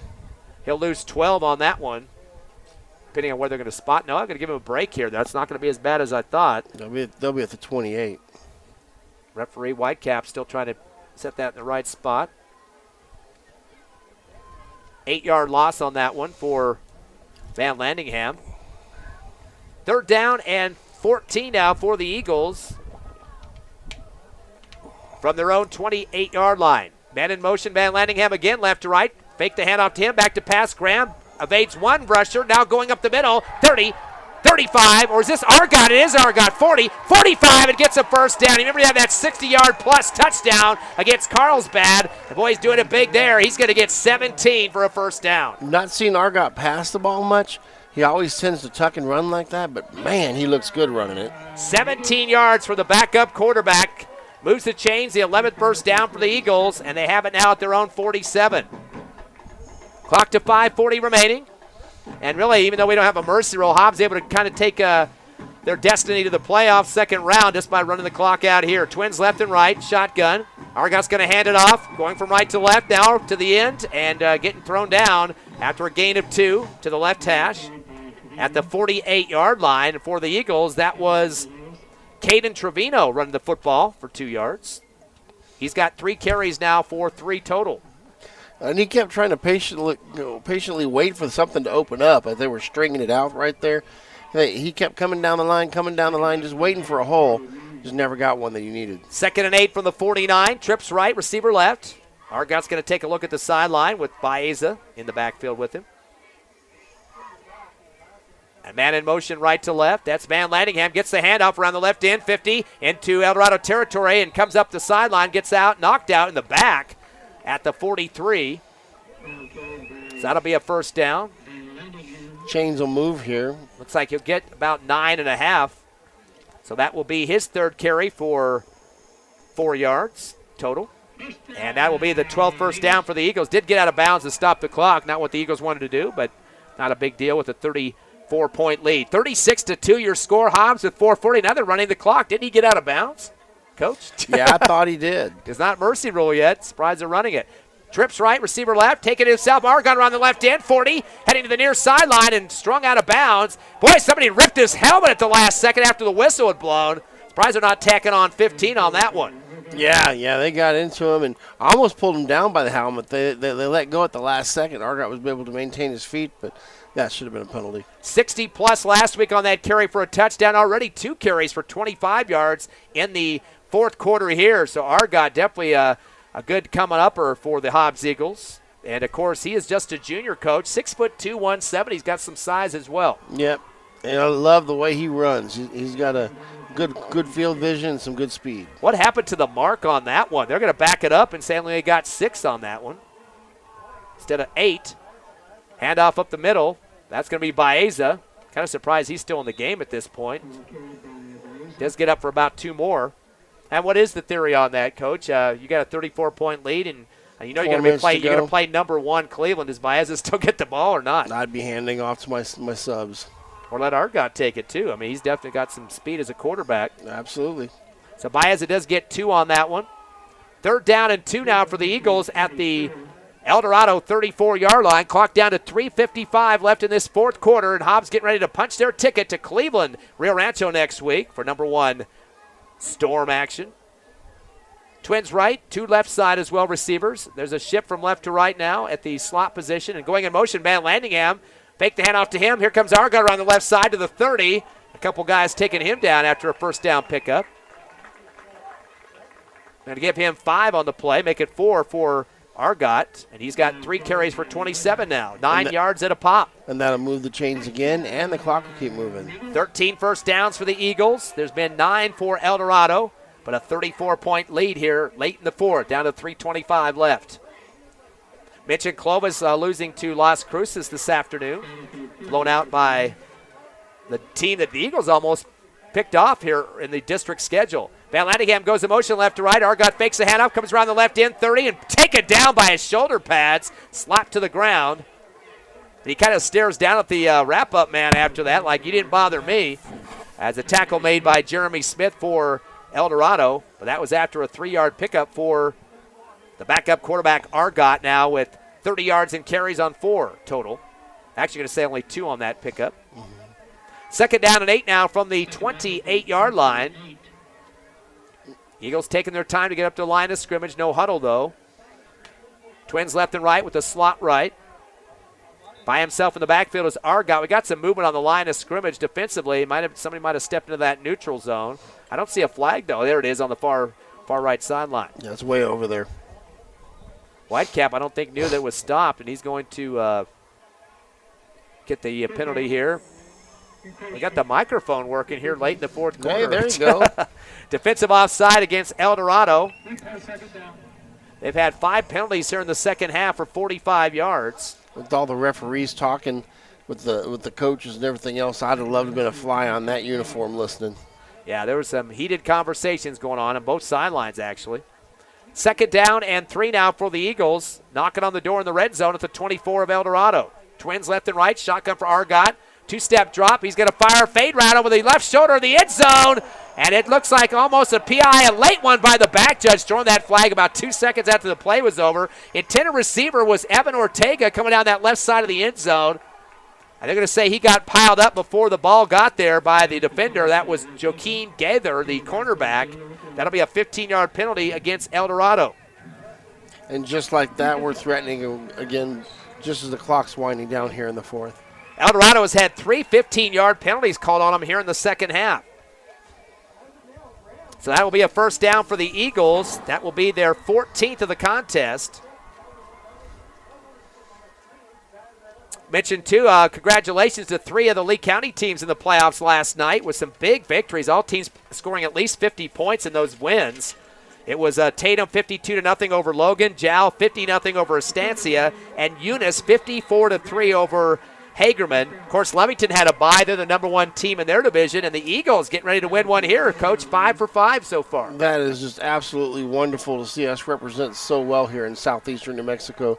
Great job to all the teams. Let's see how deep we can go. Of course, Lovington did not play this week, so they are actually 4 for 4 in terms of wins for Lee County. First and 10 now for the 14. The handoff going left to right. Royal cuts up the right hash and continues toward the end zone. Ball comes loose at the last second as he tried to stretch out and flip his body towards that goal line. And Eldorado might have recovered it. They're pointing the other direction. You expect them to do that, though. They are. At this point, they think they have the first down. That is 12 yards for Royal on that carry before the ball might have come out, and he might have had his leg down or knee down at that point.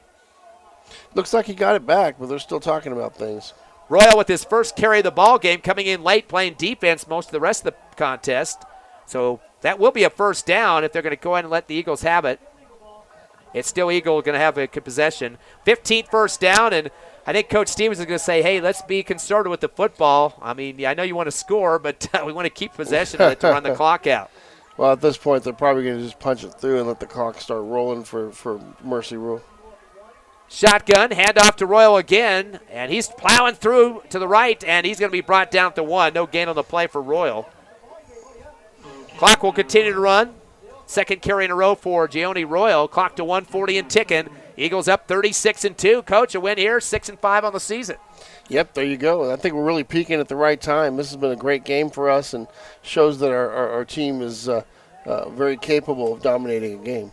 This whole game, I forgot to put my sunglasses on. Didn't even think about it. It was kind of overcast to start the contest. About 1 quarter in, then the sun came out.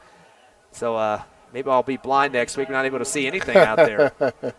Second down and goal now from the 1. Shotgun high, fake the handoff. Argot's going to tuck it, tries to hit to the goal line, and he's going to be brought down. Loses a yard on the play. He would like to put one in. He scored last week on that 60-plus yarder. He was met helmet to helmet that time by Jupi Rabago, the defensive tackle. 265 pounds, 6-foot guy coming at him that one. Loss of 1 on the play for the backup quarterback, Argot. And they're just waiting for clocks to wind down. There's 40 seconds on the clock, and we're just taking our sweet time. Hobbs not desperate here to get the play going. They'll probably have to do at least one more. And, yeah, definitely just one more. If they don't score, that'll be it. Unless Coach Stevens wants to give somebody else a chance to score like Royal. Go with the man in motion right to left. That's Van Landingham going out to the left side, trying to cut it back. And he's thrown hard near the left sideline. taken by the back of the jersey. Actually, that was not Van Landingham. That was Jeremiah Yaquez getting his first carry of the game. He'll lose a yard on the play. Clock's going to run. He did stay in bounds. So that's probably going to be it. Hobbs does not need to run another play. They're going to take the victory. Almost a mercy rule win over Eldorado in this game, 36-2. Punching their ticket to number 1 Cleveland next week in the quarterfinals. Hobbs jumping for joy on the sidelines. And that's a wrap here at Watson Stadium. 36-2 the final. We'll take a 3-minute break, come back with the Hobbs Eagle postgame show on Cool 95.7, YouTube, and HobbsAmerica.com. You're clear.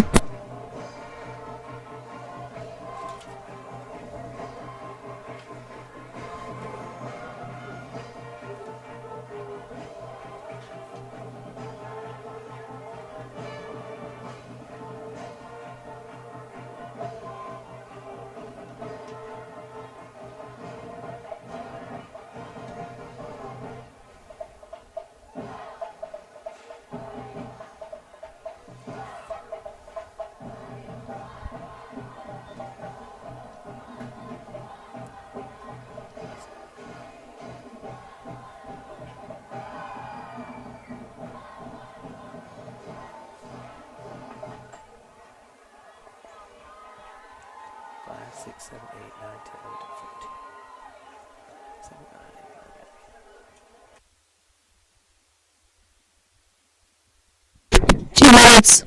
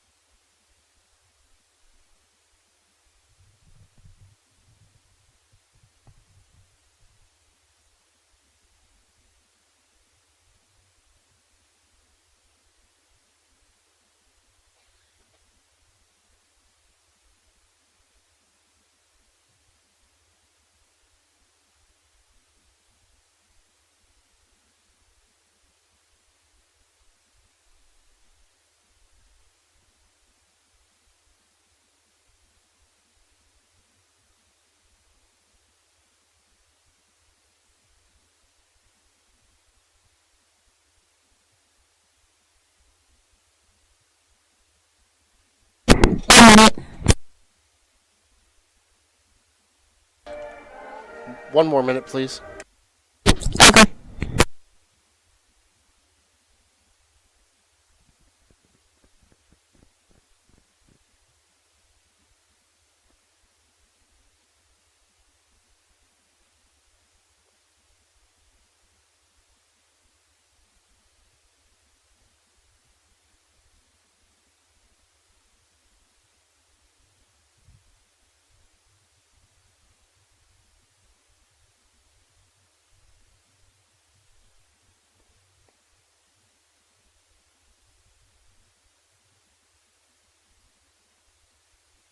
One more minute on that, please.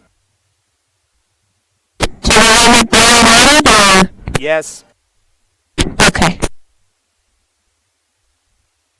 2 minutes.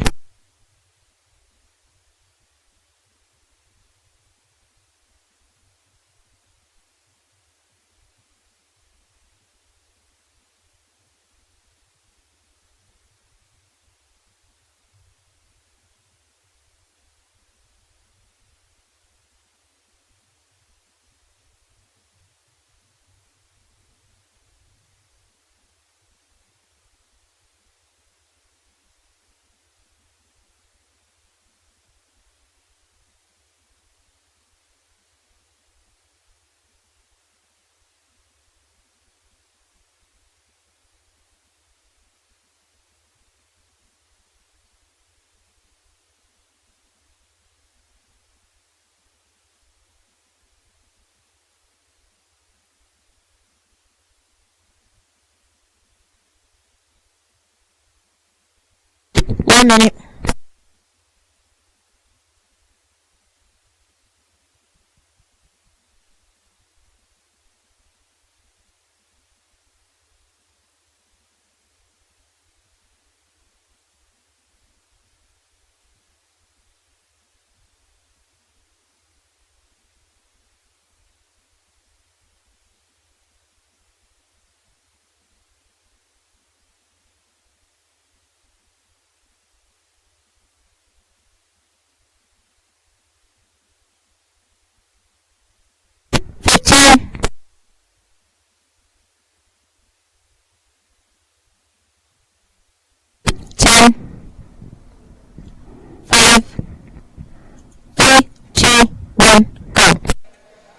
Welcome back. Hobbs victorious, and they will move on in the state playoffs. What do you think, Ty? Yep, play number 1 next week.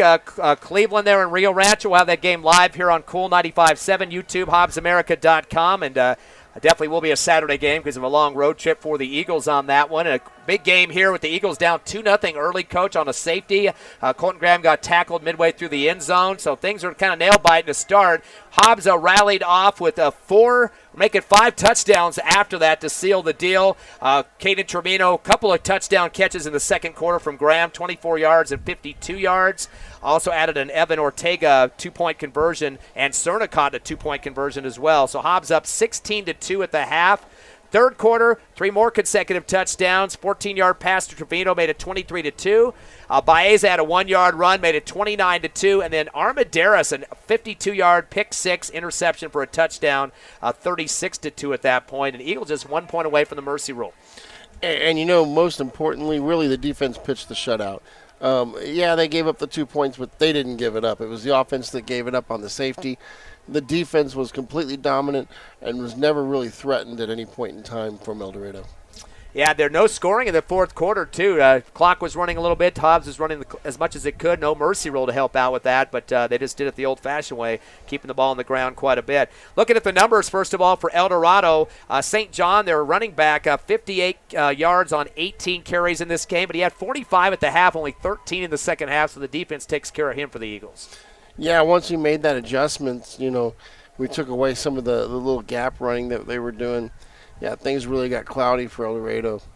Other rushers, Aspera, 6 carries for 45 yards, and Pacheco coming in the fourth quarter had 4 carries for 13 yards. 37 rushes in the game for Eldorado for 114 yards total. Passing department, they did manage to connect on 11 passes. Pretty dismal in the first half, but they started to connect, especially going to the fourth quarter. Mitchell ended up with 3 for 20. Franco, who played starting quarterback, but then came in at wide receiver, had 3 catches for 18. A couple other guys with receptions, including Jeremy Smith, 1 for 7. And Wells had 1 catch, or make it 2 catches for 2 yards in the ball game. So a total of 11 receptions out of 20 attempts for 52 yards in the passing game. They finished up with 166 yards of total offense on 47 plays. Wow, that was a lot of plays to not go very far. And defense did a great job today. Got to add the 4 punts in the contest as well. Eagles managed to get 5 turnovers, Coach, 3 fumbles and 2 interceptions. And 5 turnovers, you look at the difference in the game. That has certainly helped. It aided to us. So we gave up a couple turnovers ourselves, but that's just absolutely huge. Eldorado with 9 first downs in this ball game. Eagles side of the coin, taking care of business in the rushing game. Baeza had 14 carries for 56 yards, including 1 for a touchdown for 1 yard out, and 2 double-digit runs in the first half, 16 and 12. We've always talked about him being the Energizer Rabbit. It's not easy to go down. He's going to continue to pull forward no matter how big he is. Yeah, and he is absolutely a spark plug. He's kind of that Alvin Kamara kind of back. He can get in there and get you some yardage that way. He can get you some yardage to the air also. Also, Corbin Thompson out of the backfield, 6 carries for 25, a long of 9. We saw the backup quarterback for the Eagles, the junior, Omar Argot, come into the fourth quarter. He had 5 carries for 28, including a 17-yarder, almost made the end zone. Yeah, and when he comes in, it's very exciting. He just brings a level of energy, and he runs with such passion that you can't help but root for the kid. Van Landingham, 3 carries for 4 yards, including a long of 9. Let's see who else we had out there. Trevino, 3 carries for 30 yards. Not a big game for him out of the slot reverses, but he got brought down in the backfield once. That kind of cost him on one big play, which brought his numbers down. He had a long of 10. And at the last game, part of the game there, the last play of the game, I should say, Jeremiah Yaquez getting up for no gain on the play. 36 rushes, 120 yards in the running game today for the Hobbs Eagles. Pass department, Hobbs able to connect on 12 passes out of 19 attempts for Colton Graham, 138 yards. The big numbers coming from Caden Trevino, 7 catches, 102 yards. And, of course, he was connected quite a few times in the first half, that 24-yarder and the 52-yarder for touchdowns before the half break. And you look at this, and you see that they're pushing through and pushing through and pushing through and getting what they can get. It was efficient, but it wasn't as explosive as you think, except to the passing area. And it was nice to see those long passes come through, but it was really consistent, and that was good. He also converted that touchdown in the second half for 14 yards. So triple digits and the 3 TDs for Caden Trevino. A couple other guys coming down with catches in this one. Baeza had one for 20 yards. One was called back in the first half from 88 yards after a holding penalty. So unfortunately, he wasn't able to put that another touchdown in the end zone. Van Landingham had 2 for 12. Ortega 1 for 2. Cerna 1 for 2. So a total of 5 receivers coming down with receptions in this game. Again, 12 completions for a total of 138. Eagles' total offense in this game, 258 yards, and so they weren't running the board really big. I mean, that's not big-time numbers, but at the same time, do you really need that with a 34-point win? Nah. I mean, you didn't really have to. It is what it is, but it was a dominant performance all the way around. You just got to be happy. Eagles with 15 first downs in this game. They did turn over on downs twice, punted once, and had an interception and a fumble for 2 turnovers. But once again, had control of this game since the start, down just 2-0, and then from then on it was 36 unanswered points in the contest. Yeah, and that's beautiful. Just great performance, good job. A lot of good momentum going into the Cleveland game next week. So Eagles get their record of 6-5, and that ends the season for Eldorado. Drops to 7-4. You mentioned the game next week against Cleveland. The number 1 seed did not have to play this week due to a bye, so they got a chance to watch this game. I'm sure they had a couple of scouts here or watching it on YouTube, etc. But you think the keys for next week, keep down the turnovers for sure, get some pressure through the defensive line especially, so that not letting Cleveland do whatever they feel like out there. The number 1 seed. I think the biggest thing for us is we need to come out and just play our game. If we come out intimidated, shaken, saying, this is number 1, well, we're not going to come out and do the things we're supposed to do. We just got to keep it within the KISS method. Keep it simple, stupid. Run what we do, and just don't care who's across the ball from us. And, of course, we mentioned in the pregame show, too, for Eldorado, they had won 2 playoff games in a row against Hobbs 2015 by 50 points, 70-20 up there in Albuquerque. The game a couple years ago, 2018, Hobbs winning or losing to Eldorado 28-14 here at Watson Stadium. So they had a 2-0 record against us. Eagles did win back in 1981, and boy, what is that? That's 81, 19 plus, that's 40 years ago, yeah, right? Am I get that right? Yeah. 19 plus 21 is 40. Yes, 40 years ago today, or this week or whatever, 51-27, Hobbs winning that one. And so, again, record now 2-1 in terms of, or 1-2 for Hobbs in that series with the playoffs. Of course, they used to play in the same district. So we'll be back with you next Saturday. We want to have a game time. I'm sure it's going to be probably close to what we had here, 1 or 2 o'clock. And we'll have that here on Cool 95.7, YouTube, and HobbsAmerica.com. Any final thoughts, Coach? Doesn't really feel like a fall day here. Almost summer weather here at Watson Stadium. It'll be much colder next week. Actually, want my final thought. Highs next weekend are only going to be in the 60s up there in Albuquerque, and the lows at night are going to get down to 34. So depending on when they play that game, that could be a factor. Now, I don't know if I really trust you as a weatherman, because earlier this week you said it was going to be raining today here in Hobbs, but I don't think that was the final result. Yeah, somebody's smiling at us above here. Yeah. Originally they had rain in the forecast about a week out, but they took it out the next day. Also like to pass along our condolences to the Todd Bailey family, of course, a great writer for the Hobbs News-Sun, also had been editor for quite a few years as well, former Hobbs Eagle himself, and of course passed away with cancer this past week, so we put out our condolences. Absolutely. Classy man, classy person, and you couldn't find a better human being. Final score, 36-2, Eagles winning and moving on to the next round of the playoffs in Carlsbad to Cleveland High School next week in Rio Rancho. I'd like to thank our sponsors of Hobbs Eagle Playoff Football, Hobbs Rental, RMS Foods, Thriftway and La Tienda Groceries, IPS, Albertsons Market, R360, Robinson & Associates, First American Bank of Hobbs, Lasco Construction, Hobbs Express, and Lee County State Bank. Thanks to Tiffany Stuberback and Evie Stuber back at the station. For myself, also, who else do we got with us today? Branson Coltrane, your son, right? Today. And myself, Ty Friend. Have a great weekend out there, and go Eagles to the next round. Here, Claire. All right, thank you. You're welcome.